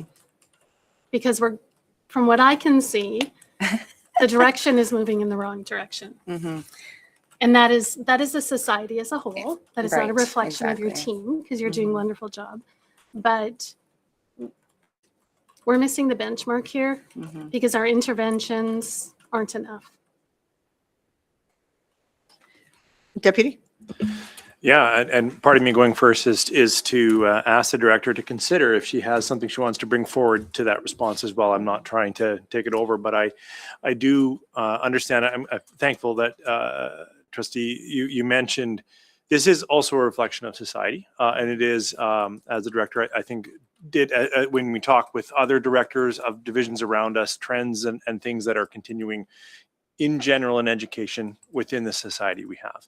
I hope that the report, especially the talking about TCIS, the numbers, and that we continue to try to support staff, language, you saw all the strategies, intentional, targeted, so that staff aren't coming out of teacher preparation or coming from somewhere that maybe, I don't know where that place exists, doesn't have behaviors, and they're not prepared to say, hey, I need to have a safe class and I need to be engaged in creating a safe space. And so things like TCS are for that. And we just had, I think the director mentioned it, but you might have, we had significant time with our administration. So that's all the principals. This was just the last admin council where we put up positive behavior supports. When does this help? What does this look like? You know, and then we put up TCIS. When is this? What does that look like? So what I'm trying to give back into this space is we are going forward. But as you described, what does the board need to do? Well, you know, this work, the cohorts you've seen come here for training, that takes time. That takes substitute teacher money to make that. And so there is a budgetary, like there's more than just budget, but I am saying there is a budgetary impact in continuing these programs, in doing this training, in bringing people together, in creating space so that we understand this. That is an impact that is born out of the SLS budget as well. And so that, I don't want to make it just about budget, but that is definitely a straight line to what do we need to keep doing this? We need to be aware that this is high needs in our school, and we need to make sure that we are supporting those needs. So I'm not sure what you would like to add to that, if we may create space for the director to respond. We certainly do, and I'm really glad that we have our ATA representative here to hear some of these conversations, because I think it fits really nicely in with the PD piece. So thank you. Would you like to respond to that, Director Yes, Greenway? please. Thank you. Thank you, Trustee Briggs. I think it is very apparent that we certainly are seeing some very difficult things in our schools. One of the things outside of what Sturgeon can do is looking at adult education programs. For example, the education programs to go become a teacher do not require them to have any teaching or learning in inclusive education. So they are learning when they show up in our classrooms, and it is incredibly difficult, which we've also seen a significant reduction in continuing on post education, because it isn't necessarily what they thought they signed up for. Not all institutions don't require it, but there are some of the larger institutions that it would be beneficial that we're saying educators need to be prepared for the narrative of what's actually happening in Sturgeon's school division and other school divisions, because it can't come as a surprise on their first day of work.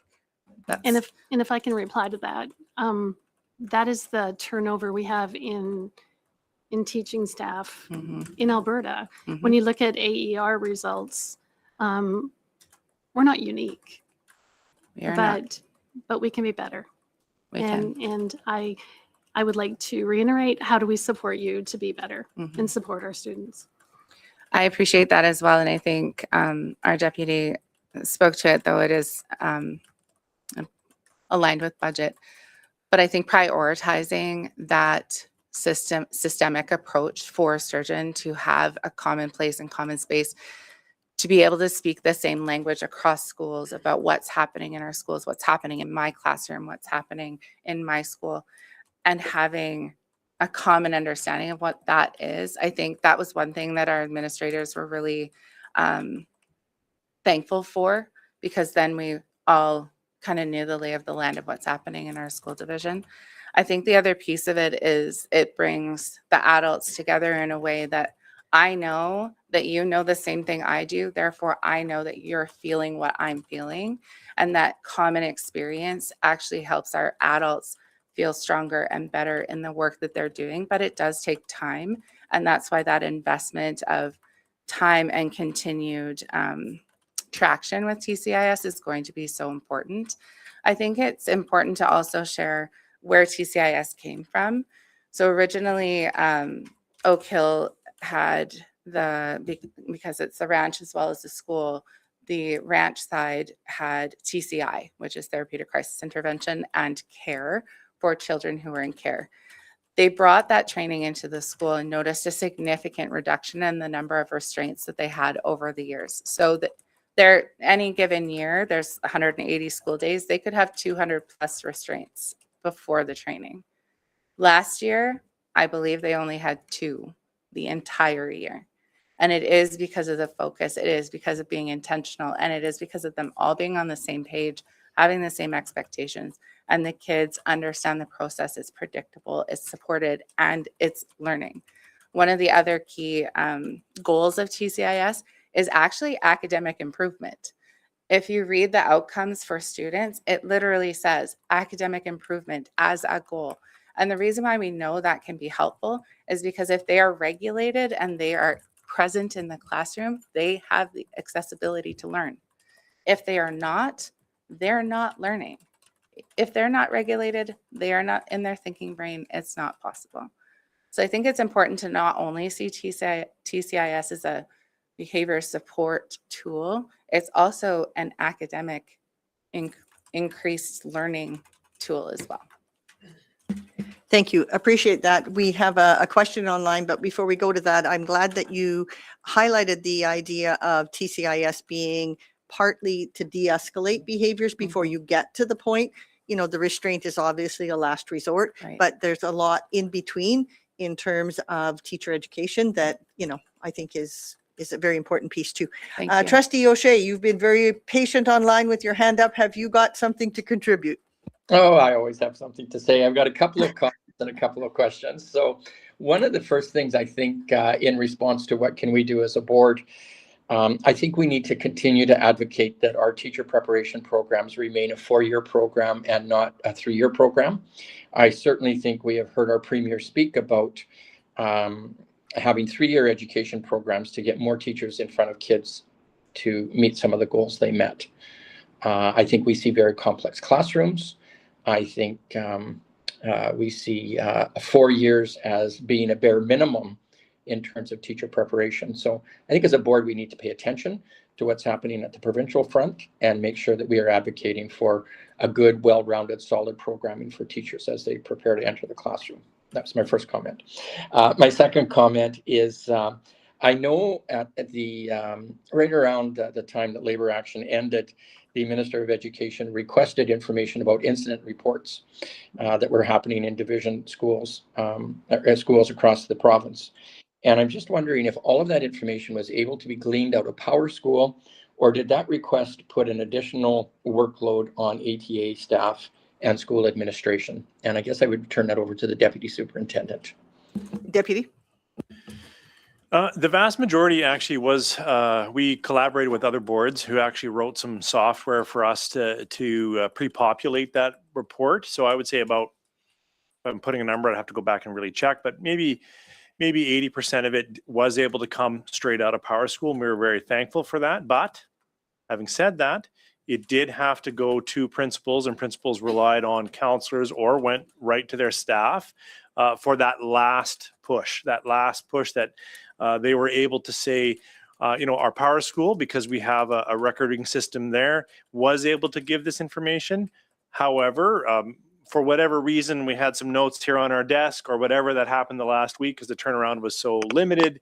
We want to ensure that we're adding this to it. So there was opportunity to add to it. That was a burden on our staff, but we were thankful that we could work with other divisions to pre-populate. It was probably maybe even higher than 80, but I know Michael Graham, the director here, actually spearheaded that. So. Awesome, thank you.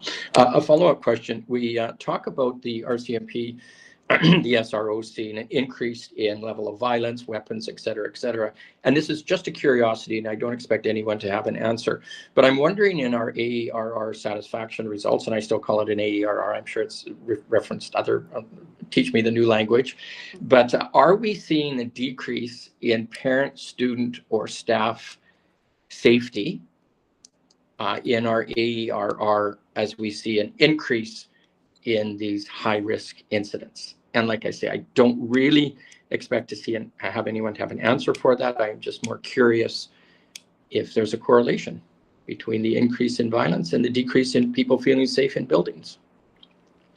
Director Greenwood, do you want to respond to that, or do you want to bring back to us, or how would you like to address this? I do have a slight response from the 24-25 survey that indicated student behavior was a top priority at 51% of need from our teachers, and mental health was second to that at 50% as a secondary need. So certainly student behavior is very high need for support. On a question, Trustee Buga? Thank you, Chair. Got a couple of questions. First, just between the Power School data about our disciplinary action, just maybe some commentary or storytelling about the difference in parent contact.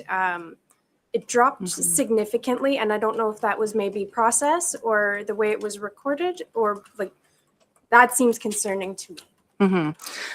Anytime there's a suspension or anything like that, there is required parent contact. The difficulty is in Power School, you only get to choose one thing. So you can assume that if there's a higher level discipline, parent contact is also happening.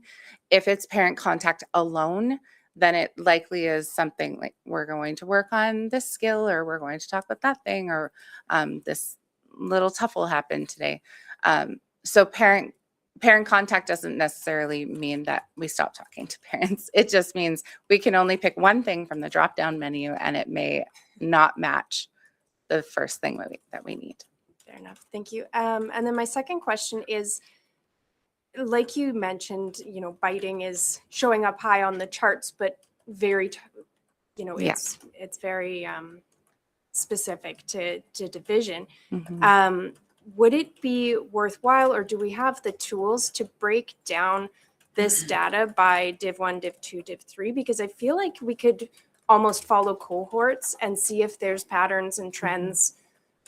Because looking at it as a group from K to 12 is challenging year to year. But if we're looking at divisions, it's like maybe this group actually missed something along the way that we can work on soft skills. We can work on targeted interventions if we could see it. Yeah, we certainly can, because it is in there. Each incident requires a grade level. So we do know what's happening at what grade level. So we could pare it down further. Trustee Briggs. Deputy, I did ask this question, I think a couple months back, about our female students, and that we used to have a program at one time that tracked. Could you speak to it and why we don't have that program anymore, or not using that program? Because you did mention in your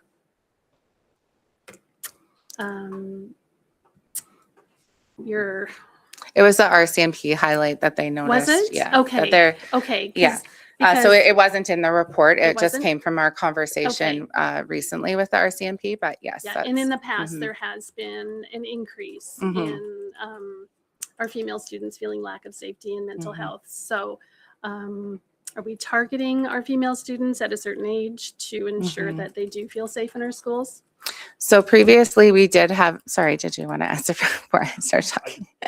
I can just very quickly Sorry. say the program you're referencing is the Our School program, and it Mhm. was budgetary. Paying $25,000 for a great survey is very difficult for us to sustain. So we released that contract, and we have been rebuilding our own set of questions to both students, staff, and parents. But it is to note that data came very easily from that program. Mhm. Thank you. And I think the other thing that isn't necessarily, it is typically in response to need. We did have girls programs before where we connected junior high girls, especially to each other to build them up and feel more positive about their school experiences. That is happening. Our school counselors are typically spearheading that. For example, there's one being built right now at Guthrie called Thrive, and it is in response to supporting girls in junior high. So those things are happening. They aren't divisionally directed. They weren't before either. I know I ran a girls group, and it was actually through, I had an outside agency come in and run the girls group with me. And it did support health education and followed the curriculum for health, but it gave girls a space to say how they were feeling and then build some skills. They do have a boys group as well going on at Guthrie right now. And I'm forgetting the other school that's doing it right now as well. But I think it's important to target our kids where they're at. And you're right, we do have to build them up and understand where they're coming from and hear what their experiences are. Trustee Reed, you have a question?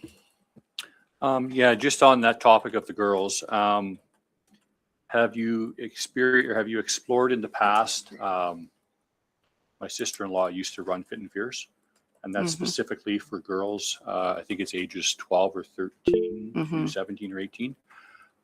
Very successful program for girls that are in that category of feeling threatened Right. and maybe don't have the correct lifestyle. So is that something that, I'm not saying that's the program, but is there programs of that level that we should be looking at and targeting schools that maybe have those higher numbers of that to offer that service to them? I would say yes, though many of our community supports actually do provide programming outside of school hours. So like the town of Morinville had one very similar. I can't remember what it's called, but it was definitely a girls group about supporting them. It was a 6-week kind of program. So we do have our social workers work with our community agencies so that we're not providing the same services, because we know we all are working together to support the kids. So we want to support their programming while they support our programming. So it's important that we're speaking to our community partners on what they're providing as well, because there's really no help in providing a duality of service when we could provide something else that they also need. So we do look at that monthly, actually, our community partners contacts. One other question I have is, speaking of our SRO officer, Constable Wills, seeing these numbers elevate is quite concerning as we see them go up, and these are getting to be more violent style things. What is the feedback from the SRO? Is there any supports that he is willing to offer to the schools as to what he's experiencing? He is doing a lot of work with our schools, and he goes to all the schools in Sturgeon. I know his house is at Sturgeon Comp, but he is certainly available to all of our schools. And he is working more closely with our social workers as well, because some of the things that he's facing are not necessarily RCMP work. It's more of that family support and wraparound for students and services that way. So now that they have a very good relationship, he will even call and say, I need to do this, that, or the other thing, but I think social work is a better approach. Could you please join me? So I think that partnership is starting to grow along the way. And he's also highly supportive when we're doing our VITRA investigations and things like that. And he also has a restorative practice approach with our kids as well. So it isn't a punitive approach every time. He prefers to do the restorative practices and leave the punitive things to his partners, which is helpful. But the SRO from the St. Albert region was also there, and she's also seeing very similar situations. And then we had a corporal from St. Albert who was also at the conversation to really kind of figure out how we can target our youth in schools as best as we possibly can. So they're open to a lot of conversation. There is a RCMP Expo Day coming up in May that's being held at Service Place, just in the parking lot. And essentially they'll have just different branches of the RCMP. Right now, the helicopter is booked to be there. However, if it's needed to be used, it won't be there. But they also intend to have a canine unit, a forensics unit, and everything. And it's truly open to just bring kids and families and go actually through the different areas and build relationship with RCMP as well in a positive way. So I think they do have some really great ideas that are going to be important, because relationship changes how the response to those situations, it changes outcomes for sure. Well, and just for, I mean, you're probably aware, but Tanner hosted 24 students last summer for the YES program. Yes, And he plans on doing it again this year. he does. And it's something that I think is a whole community, as well as the school division, we should be supporting him in that, because it certainly changes that outlook Absolutely. of what he's doing. Mhm. Yeah, certainly he is a great asset for us. Yeah, he is very excited about that, actually. Yeah. He was talking to Rachel about it, and Rachel's like, maybe I should do that too. Maybe you should. So it could expand. Thank you. Thank you. And we have a question from our trustee online, Trustee O'Shea. Certainly, thank you. As society goes, schools go, unfortunately, and schools are a reflection of the increased violence and incidents that we see in society. But of course, I think I just want to end my comments on this, making sure that we have the other side of the story as well. So if we were only to look at this report and we were to only hear this conversation, we would think that this rise in numbers would be alarming and what is happening in our schools. But what we see as trustees when we're doing school visits is we see very organized learning spaces full of caring, collaborative learning environments where our students are actually thriving. And although we need to pay attention to these numbers and we need to obviously support our students and support our teachers and to create safe spaces, those things are happening. And in spite of the increase, we see students thriving in our schools and in our environments. And that is a testament to all of those people who chop wood and haul water every single day in our schools. So I would just hate that we would leave this conversation only having looked at numbers on a paper and number of incidents and not recognizing the great things that are happening. Thanks. Thank you. And I think that's a wonderful segue. We would like to absolutely thank you for your presentation. And, you know, if there's things that we can help with at a governance level, I'd love to say, I'd like to see the data collection to be standardized in some way so that you could get your numbers, so that I know, having been in schools before, the numbers look high. And to trustees who, you know, are new to the table, it's looking like it's doom and gloom. But I would echo what Trustee O'Shea says, that there is excellent teaching and learning going on there. And you know what, if you need something for data collection in order to keep things, you know, so you can track over years to see if things are making a difference and not rely on, you know, voluntarily stuff. Okay, so thank you so much for your report. And we will then move on to our next item on the agenda. And we have a supplemental transportation report coming forward from the Associate Superintendent and his department. Thank you, Board Chair and Superintendent. So I'll just go through this report in 15 minutes or less, and I have our Manager of Transportation here as well too, just in case there are any questions that I can't answer, because she's our operational expert.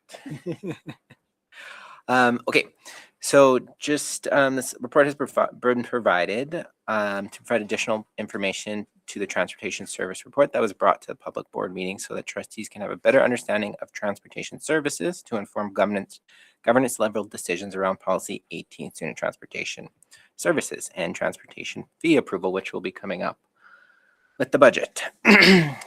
So I will go through this report and highlight some, I won't go through the whole thing in detail, but I will highlight some key things. Something I want to highlight under our definitions that I don't think a lot of stakeholders might know, but eligible and ineligible. Eligible riders are students who are eligible for transportation funding, and that eligibility is set by the government. It is not set by school divisions.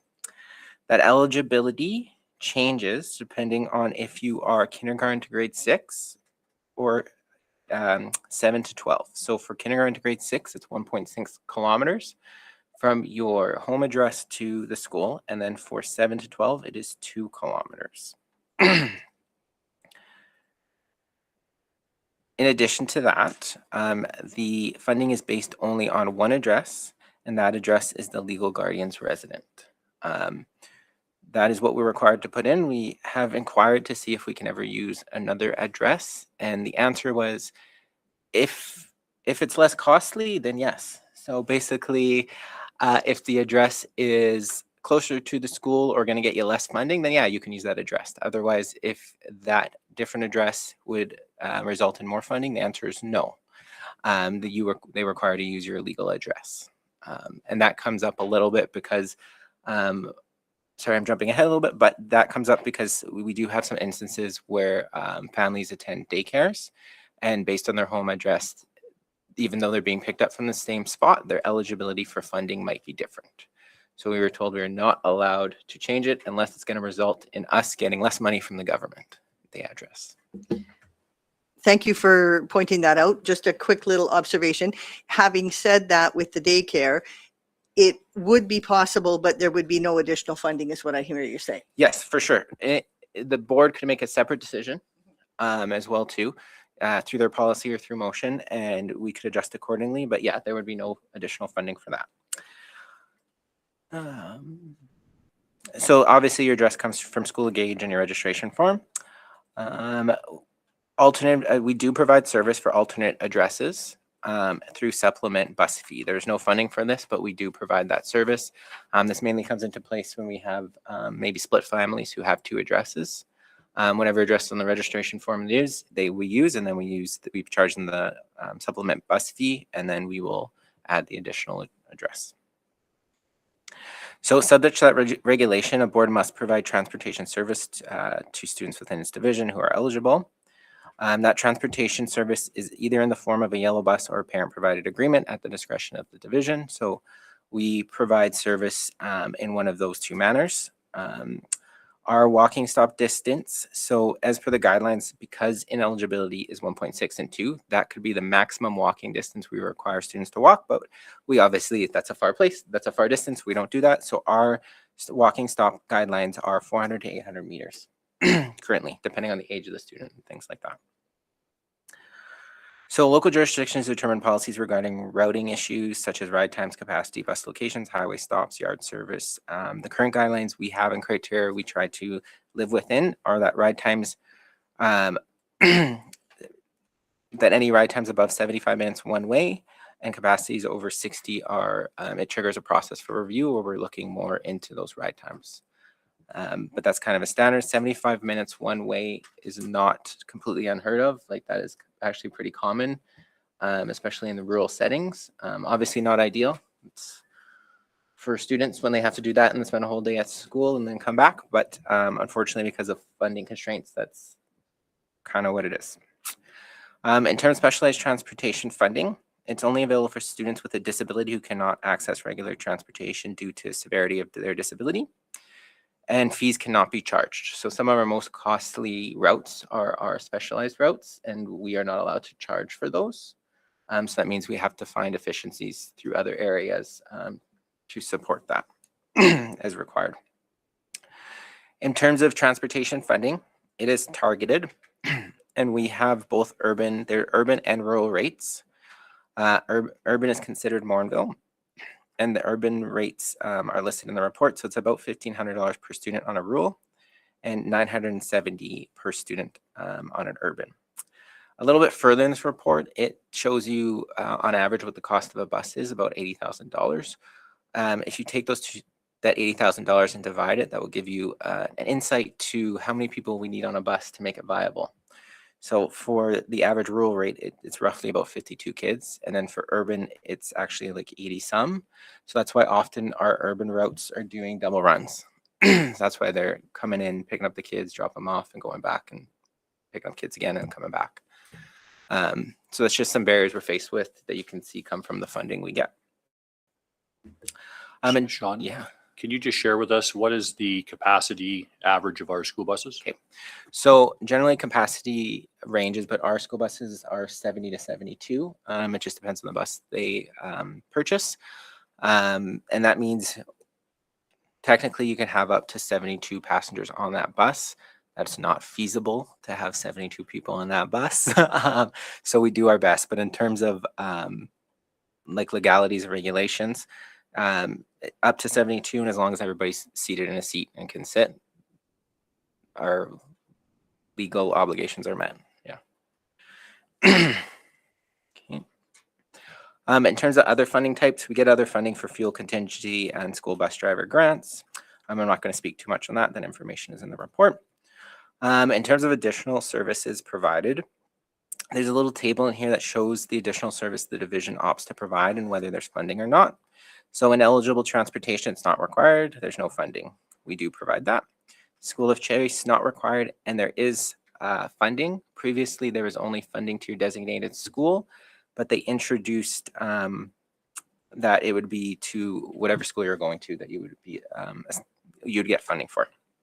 Supplement buses were not required. There's no funding. Pre-K busing, not required. And we provide it one way. It's not required, and we do get funding for those students.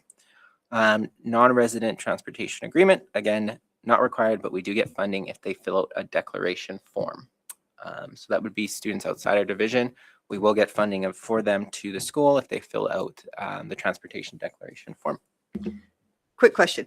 So with the pre-K, you said there is funding that's provided. Yep. So if we provided both ways, funding would be provided for both ways.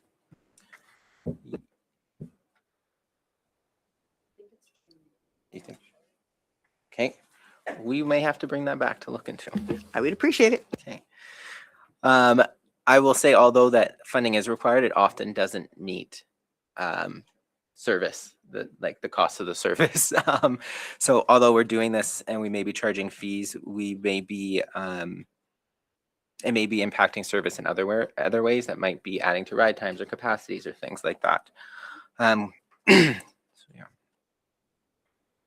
I also want to highlight the division does provide specialized service to limited potentials in the city, and that is that's kind of a must for us, but it is very costly to maintain. So in terms of fee structure and service level establishment, the Board of Trustees approves fees yearly in April or May alongside the budget. Fees are not determined on an individual basis. A lot of families do think that my fee should be determined on my individual circumstance because there are some times where, especially in the community of Redwater, logistically that person may be closer to the school, but they're actually not inside of our boundary, and we have to service the people inside of our boundary first. So I know optically that's difficult for people because their fee is higher. But we, again, do not determine that on an individual basis. So it does provide some complexities and some feedback we've gotten in the past.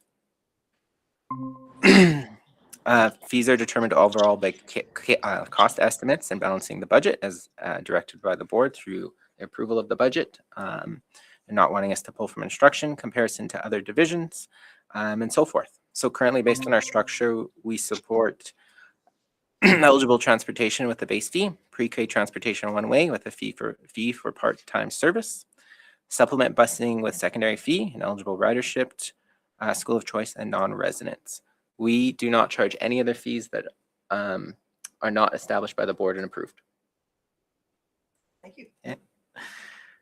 And I say that because sometimes it comes up about, well, can you just do this if I pay and that kind of stuff? Because the board sets the fee, we actually don't have the leeway to do that. Like that would have to come to the board for decision if we want to offer that service, the implications of that, all that kind of stuff. Yeah. So there's some information in here in route establishment. Transportation service aims to provide families with reasonable, consistent routes from year to year related to the transportation service. We don't generally have large changes from year to year. We do have minor changes when things are coming, when we get registrations and things like that, people need it to be added, all that kind of stuff. Every year we review our routes to review the capacity and the ride times to see if there's any efficiencies. We also kind of do a cost per route sheet to determine which our most costly routes are and how we can tackle those if that's possible to tackle them as well too. Something that does come into play as well when we're establishing routes is also impact of student behaviors.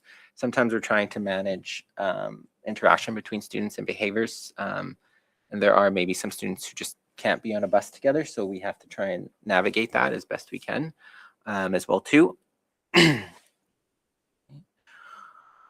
Okay, route review process. Probably will just speak high level to this. So throughout the year, we review and collect information to kind of determine if there's any small unit adjustments we can make. Usually those, any in-year large adjustments are generally made only based on capacity and safety. There are some times where maybe we have to make larger adjustments, and they usually come from like a capacity concern or safety concern. Those are far and few, but they do happen from time to time. We collect feedback from our system, our contractors. The contractors meet with the principals yearly at the beginning of the year, and then we host a session here at central office to get any feedback we can from them on routes to obviously hopefully improve our service. I'm going to skip over to the transportation costs. 95 to 90% of the costs are based on contracted services. So 95 to 90% of the dollars we get go straight out to our contractors to support those services. The biggest assumptions when determining that are fuel and kilometers. And there's a little bit of a breakdown in there to say a bus route on average costs us $80,000 to $81,000. Okay, board governance, board roles and responsibilities. So we're providing all this information because obviously the board coming in have lots of questions, and through providing this information, we've added some questions in here for things the board to potentially have discussion around, not right now, but through policy committee meetings or motion about what we still believe in for transportation and the service level. Does the board still believe in transportation should operate within its funding envelope? If not, how much will this impact other areas? Does the board believe in providing pre-K student transportation? Should this be full day, half day? Does the board believe in parent choice and school of choice transportation? Those kinds of questions are the kind of questions that would flow through governance conversation and potentially through policy or motion. I have also put a little table here about the services we provide and the impacts, because obviously everything comes at a cost, and that cost might not be financial. It could be ride times, it could be capacities, it could be those things. So obviously if you're having that discussion, we can do analysis and provide feedback on those changes. Okay, the only other thing I want to touch on is we've also included in this report some opportunities for enhancement. So one barrier we do currently have is kind of our software. It doesn't really have route optimization and some features that would really help us to better analyze and review routes to hopefully find some efficiencies, as well as other options maybe to do things a little bit differently. So we are looking at tackling that this year to shift over to a new software for transportation services. There are many common softwares out there that they're used, and then hopefully in the future we can leverage those a little bit more to be a little bit more efficient. Kind of our second barrier, which I do think leads to some potential stakeholder concerns, especially in September, is registration. Currently, because we don't require registration, we require registration from new families, but not from families who already have transportation. And that provides a little bit of a barrier, because quite often what happens in September is the bus contractors reach out to say, hey, here's your route, and we find out either they don't want service or people start applying in September for transportation service, and that creates a lot of shifts. It also doesn't allow us for us to plan ahead of time to maybe optimize our routes a little bit better, improve service, ride times, capacity, and all those kind of things for our stakeholders. So that is currently a little bit of a barrier we're looking at potentially tackling in terms of, you know, ensuring we get those registrations in sooner so that we can plan better. And it is a common practice out there with other school divisions as well too. Besides that, there's some other tables in here I won't go through. They're there for information around strategic planning and vision, as well as kind of work plan summary and that kind of stuff. I'll leave it open for questions. Did I make my 15 minutes? You're doing well. Yeah, I forgot to check. Trustee Briggs. Transportation's always the hottest topic, isn't it? Our bus suspensions are up from one year to the next. My biggest concern when I did work in the school is that there's so many supports within the school. And at the end of the day, all these students go on the bus. So what kind of supports is the division providing to these students on the bus when some of them are on the bus for 75 minutes? What can we do as a board? And I know we like to live within our envelope of transportation and we don't want to take out of classrooms, but is there a better way we can support these students on the bus? Thank you. Yes. Yes, please. Thank you, Board Chair. I would say that we actually are, even into the last report that came from our Director of Learning Services. I'm going to let our manager speak as well too here, but we actually are heavily involved with learning services when there's student misconduct and working together, even with the school principal, because sometimes actually things stem from the classroom that translate into the bus. So we do really try to take that group approach of tackling things.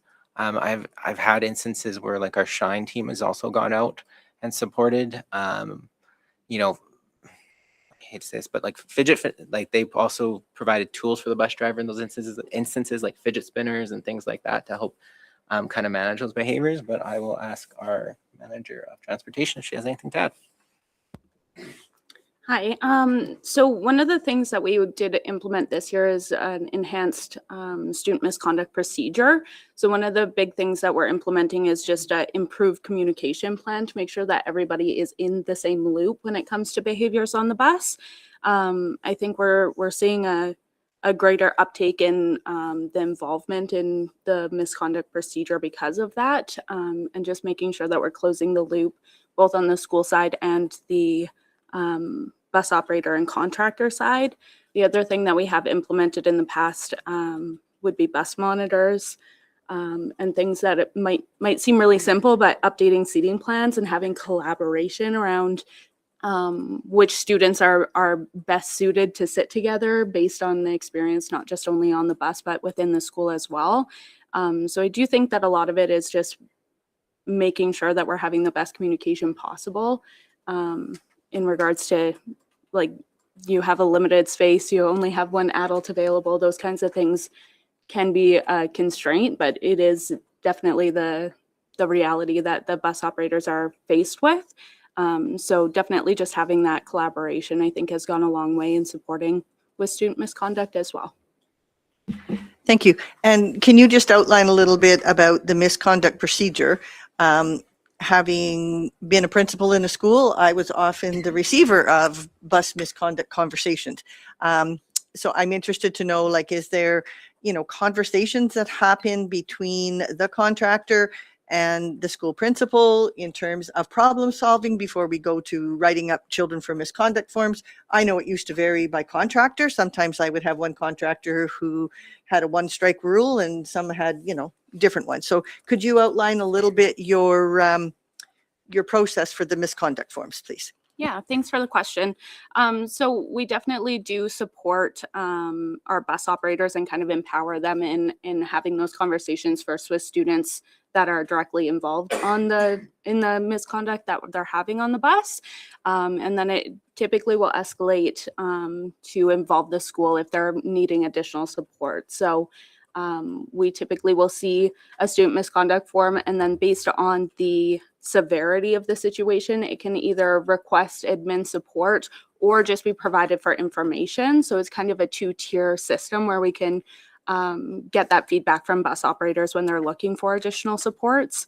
And then the other piece as well is that loop back. So we do have an ongoing spreadsheet where it's a collaboration from transportation and school admin, where we will then gather the information from how the school has dealt with misconduct forms, and we will loop back with the contractor and operator to make sure that they know that a misconduct form has been addressed. So the process is a little bit different depending on the severity of the misconduct that we're seeing on the bus, but that would be a typical response. So low-level conversation first, and then we proceed to written complaints afterwards. Yeah, that's correct. Okay, sounds good. Any other questions, comments? Trustee Reed, then to the deputy, then to Trustee O'Shea. Go ahead. I guess my question is when we have students that are identified as being troubles in the school and then we're transitioning them into a bus scenario, what supports do our contractors and our drivers get from the division? Is there training available? Do we do PD development with our school bus drivers and contractors so they have some preparation to deal with these kind of scenarios? Thank you. That's a great question. We have done some student management PD with bus operators and bus contractors that was available.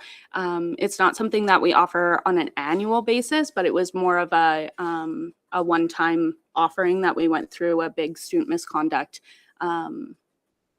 program. So it is something that is definitely in our conversations for ongoing to see if it's maybe something that we could even implement for a 5-year cycle or with new bus operators or things like that.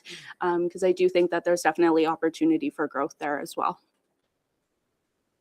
Yeah, just to follow up on that, because I just from what we hear is contractors are having a really tough time retaining drivers and finding drivers, right? They're always constantly looking for drivers that are qualified.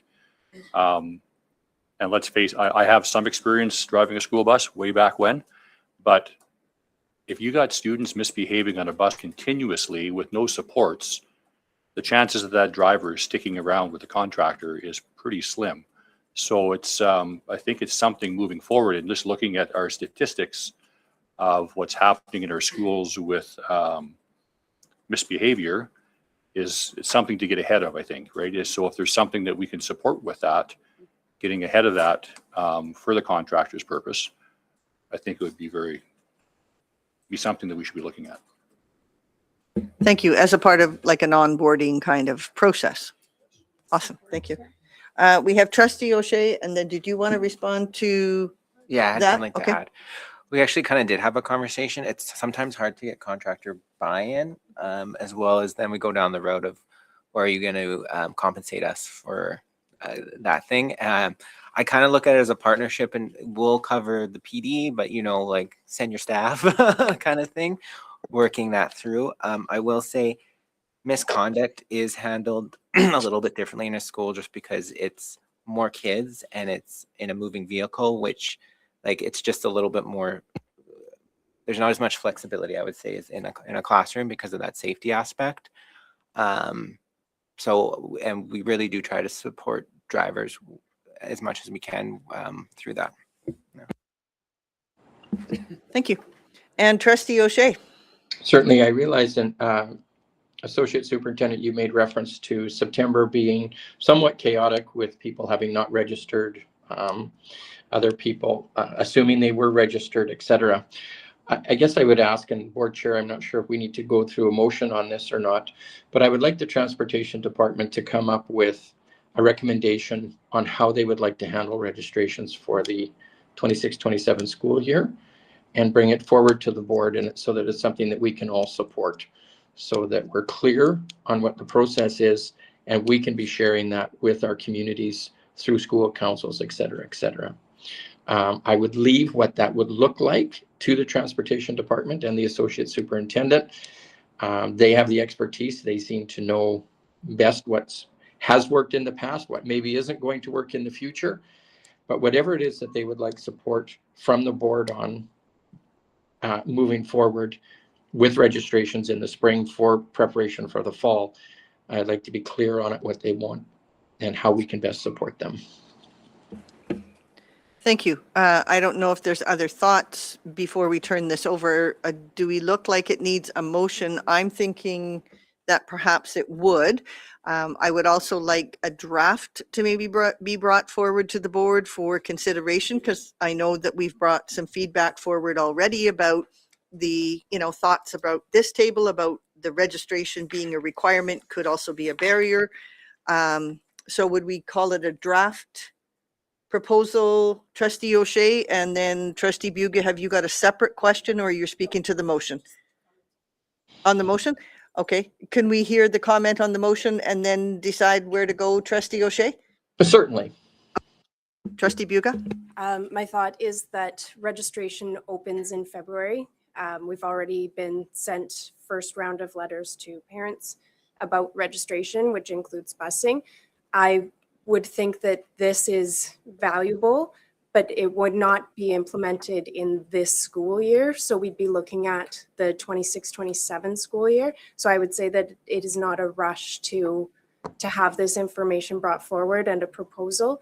It appears, just from my last 12, 13 years of experience with Sturgeon, that there has been some tweaks to the process this year already.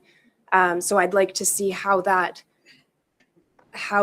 materializes and if that's good or bad, and then maybe see that type of report in with the annual report in October to see really how things went for startup. My thoughts is that timing should be paused till fall. So Trustee O'Shea, if you caught that, it sounds like there's already been communication gone out already in terms of registration rollover. I'm not sure what the communication looked like, but do you see that we would like to perhaps see how this unfolds before the motion comes forward, or is there something that you would like with a more sense of urgency for the coming school year? No, thank you very much, Trustee Buga, for that clarification. So I would only ask that the associate superintendent then in the next meeting, or maybe the COW meeting, bring forward what the actual process is so that I'm familiar with it and I can speak to that if my constituents are asking about bus registration. So and I wouldn't expect it now. This meeting is carrying on. It's getting a little bit later. And I would like the transportation department to just clearly say what is the process for this school year in terms of registering students on buses. And really the second part of that is I really just want our transportation department to feel really supported. So the best way that I can understand what the process is, I can better support them out in the public. So just then my request changes to just update us in the near future on what the process is for the upcoming year. Thank you. Thank you, Trustee O'Shea. Is that clear? Yeah, can I make a suggestion? So yeah, Absolutely. actually so we're looking into some communication that went out, so we'll follow up on that. But the transportation department was interested in maybe doing that this year, but we can slow that down if we need to. But maybe we bring the plan, we can work on the plan and bring it forward this year to approve for the following year. That way, that will give lots of time if we start to have that conversation and we want to defer it or whatever. But it will also, it's just better if we have that before September so we can build our year and plan accordingly and make sure we have all our ducks in a row. Because we'll get busy if we leave it till next year and then, yeah. Yes, so I hear what you're saying is a combination of what Trustee Buga has suggested and what Trustee O'Shea is asking for. So you will come forward with just some information that we can use to support you publicly with the process. All right, any other questions, comments, concerns, or seeing none, I would like to thank you very much for the supplemental transportation report for for both of you that the report was received. So 8.5 is complete, and we will move on to 8.6 on the agenda. All right, thank you so much.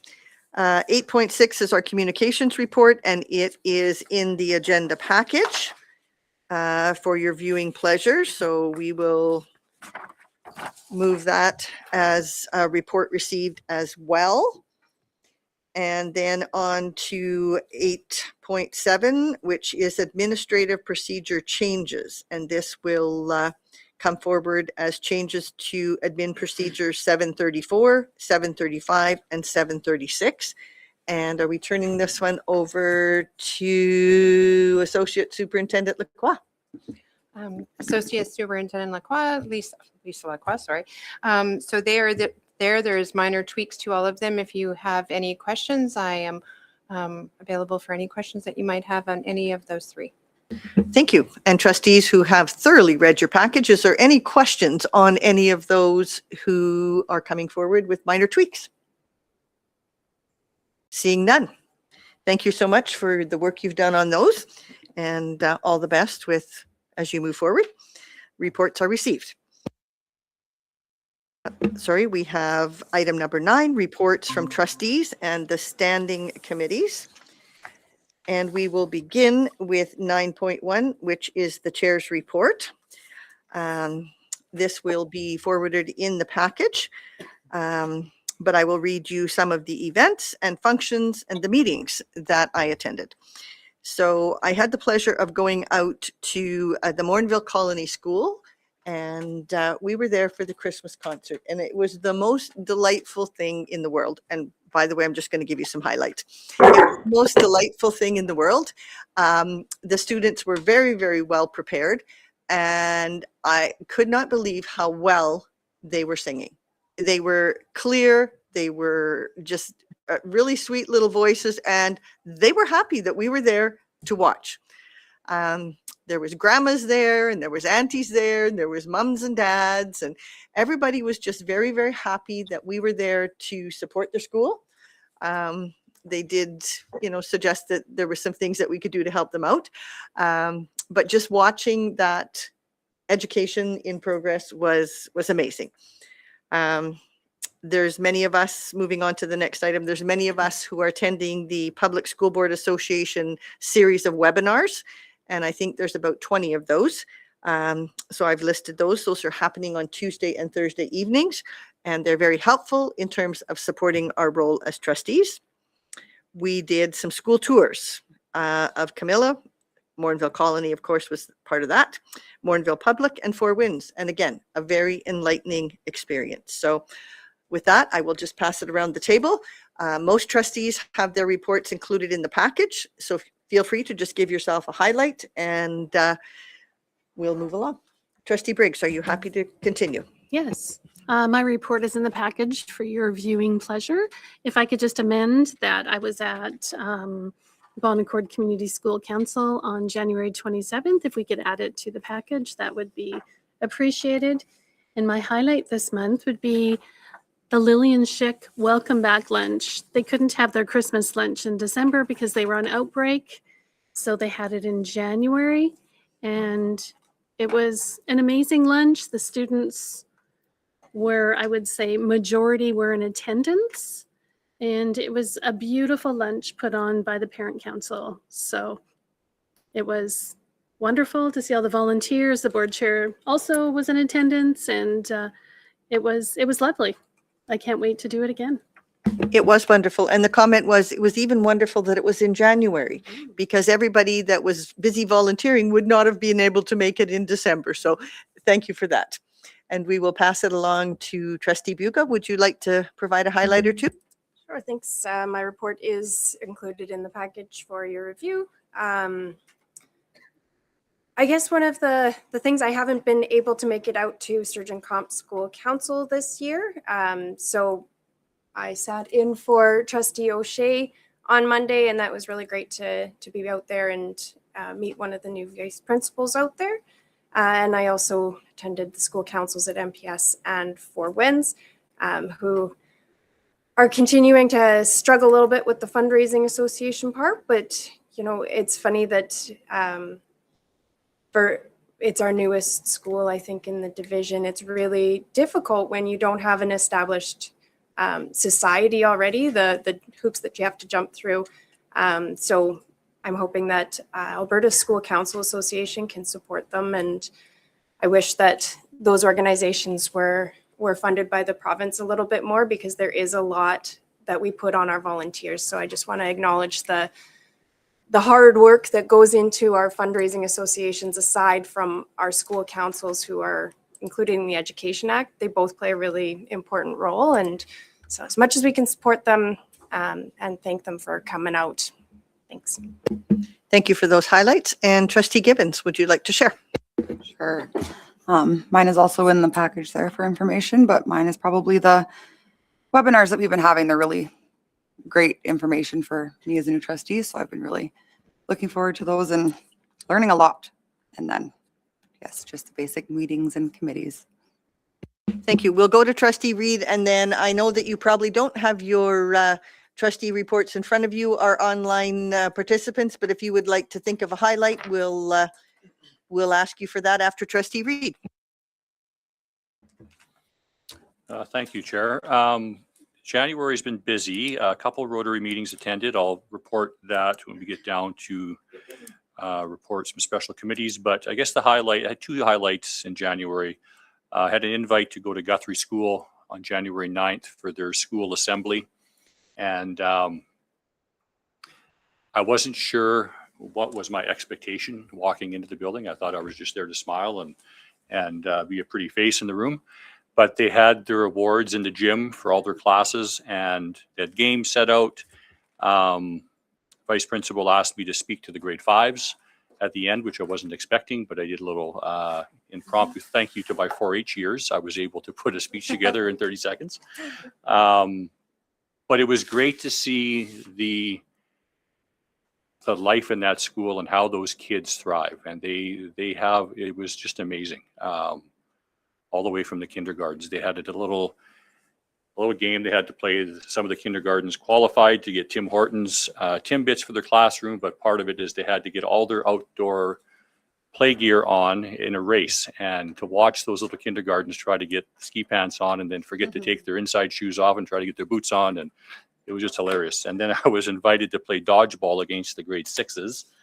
So I declined because I wasn't sure what policy was about a school board trustee throwing a dodgeball at a grade 6 kid and making the front page news that a kid went for stitches.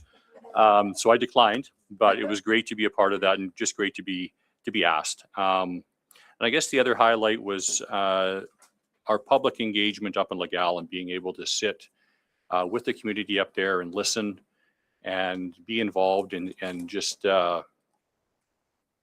it's tough conversations to have up there, but I think it's very valuable for us to be involved in that. So that was another highlight. Awesome. Thank you so much. All right. I see that we have Trustee O'Shea online. Do you have something you'd like to share regarding your trustee events of the month? Sure. I popped into Sturgeon Heights School on the first day of basketball season to watch Camilla play Sturgeon Heights, which is always a heated rivalry from my days gone by. So that was awesome to do that. But in addition to that, certainly the school tours have been a highlight. It gives us a chance not only to learn what's happening in schools, but a great opportunity for us to affirm our teachers and our school administration and our support staff about the great job that they're doing with our students. So that is really a highlight. And I think it's a really important piece of trustee work, is to get out into schools and be visible and support our people. Awesome. Thank you, Trustee O'Shea. And I don't know if Trustee Berkner is still online. She is? Oh, Trustee Berkner. Can I invite you next? Yes, I did not have my report online.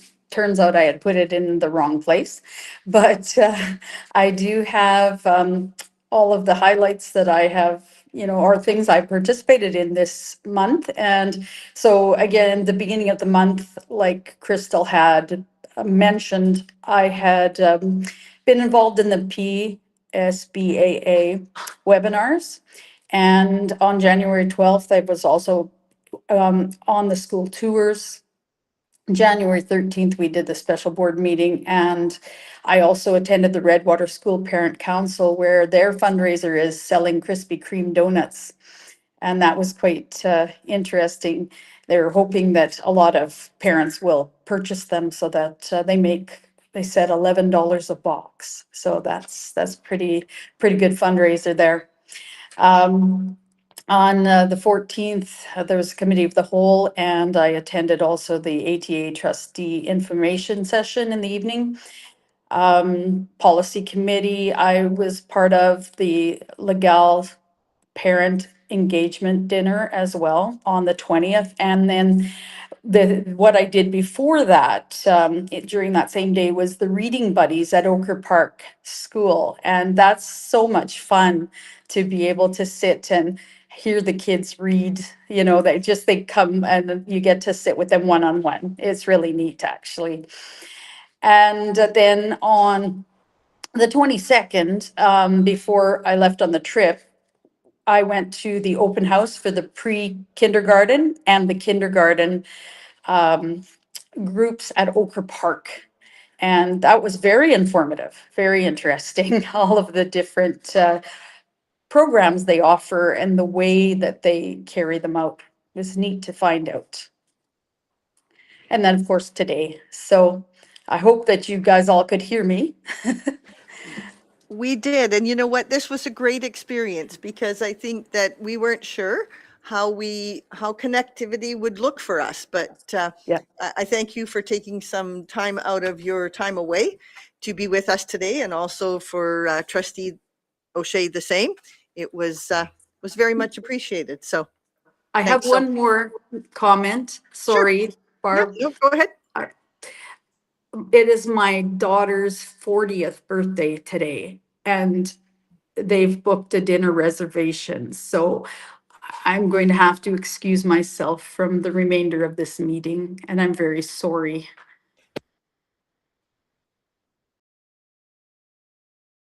Sorry, I turned my microphone off. Thank you very much for joining us, and have a wonderful birthday dinner. Happy birthday to your daughter on behalf of the board. And we will continue on. We are almost done, and Thank we you. will see you again. Thank you. All right. Now for the 9.3, which is the last of the reports from trustees and standing committees. The Committee of the Whole report.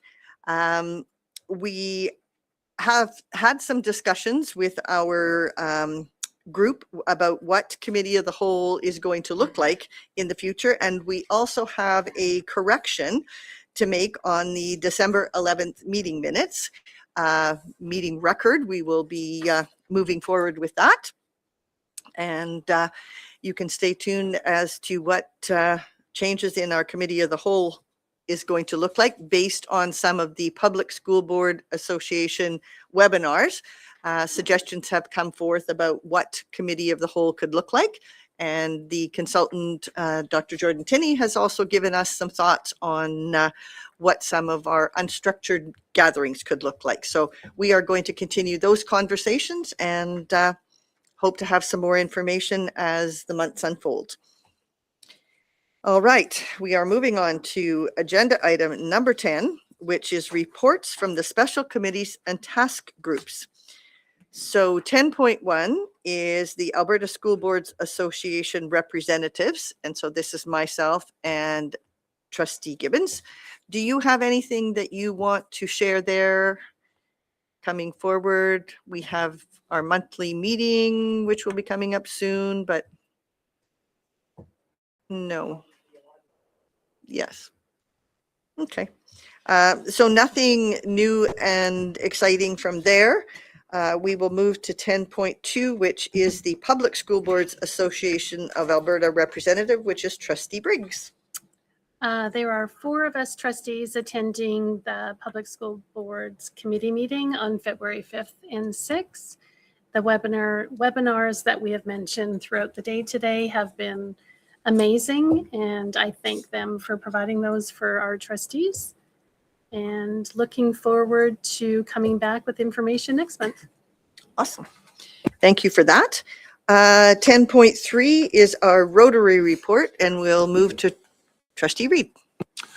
Thank you. So just to piggyback on some of what we talked about today, we had the SRO officer this morning speak to us. Him and Darcy came to Rotary. Well, Darcy's always there, but Tanner came to speak about his YES program and just about his SRO experience within the school division and some of his feedback and what he's looking for support. He did speak about his YES program that he's going to do again this summer. It will not happen at River Kabar. Last year he held it out at River Kabar. The community sponsored it and graciously supported that. He's moving it next summer. Some of it's going to happen at the K-9 division in the city. Some of it's going to happen in Bonaccord where they do their fire training.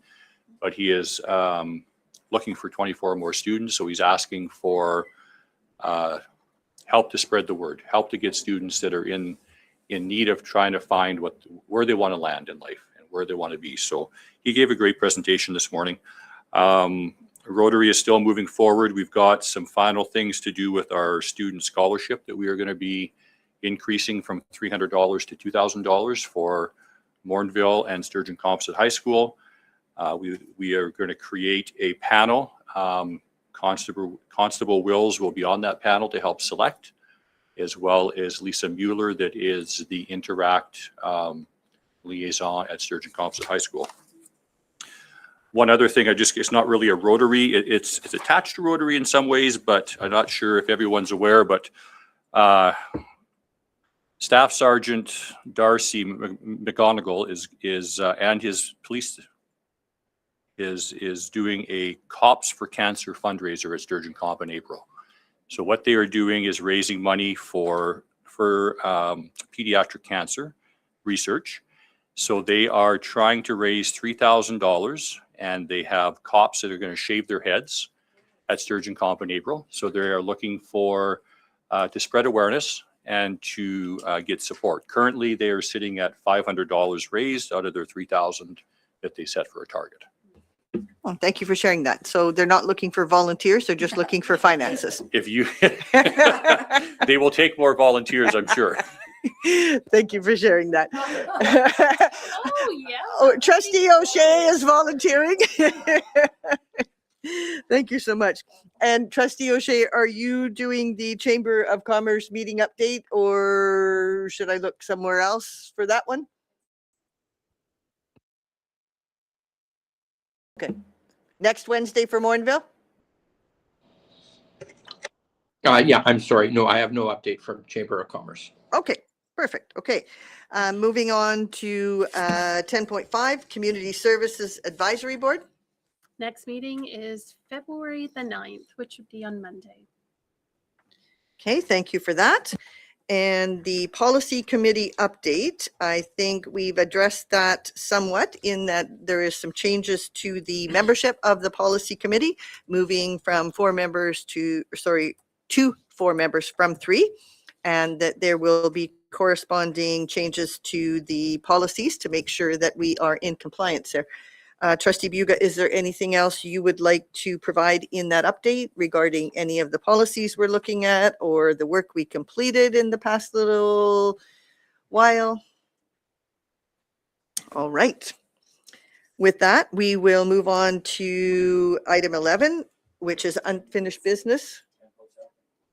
Roll caucus. Oh, I forgot my other copy. Sorry. Okay, we are moving back to 10.7, which is rural caucus. Sorry.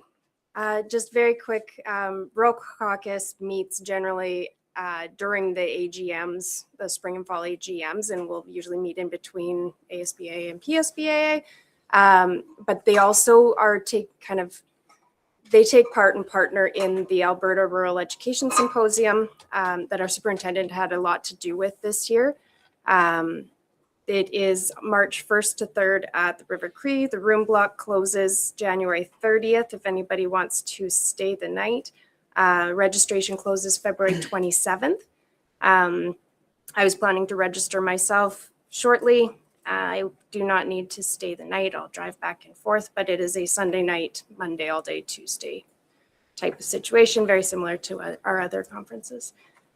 This one is, it's self-defined rural school boards are able to attend and be part of this, but it's a very interesting conversation, a little bit different than you see when it's just public school boards or it's the ASBA, which is everybody. This one is specifically rural topics, so you see a little bit of a different dynamic. I always look forward to the symposium, and if anybody wants to register, registration's open. Okay, so I'm hearing you say that it's open to all trustees.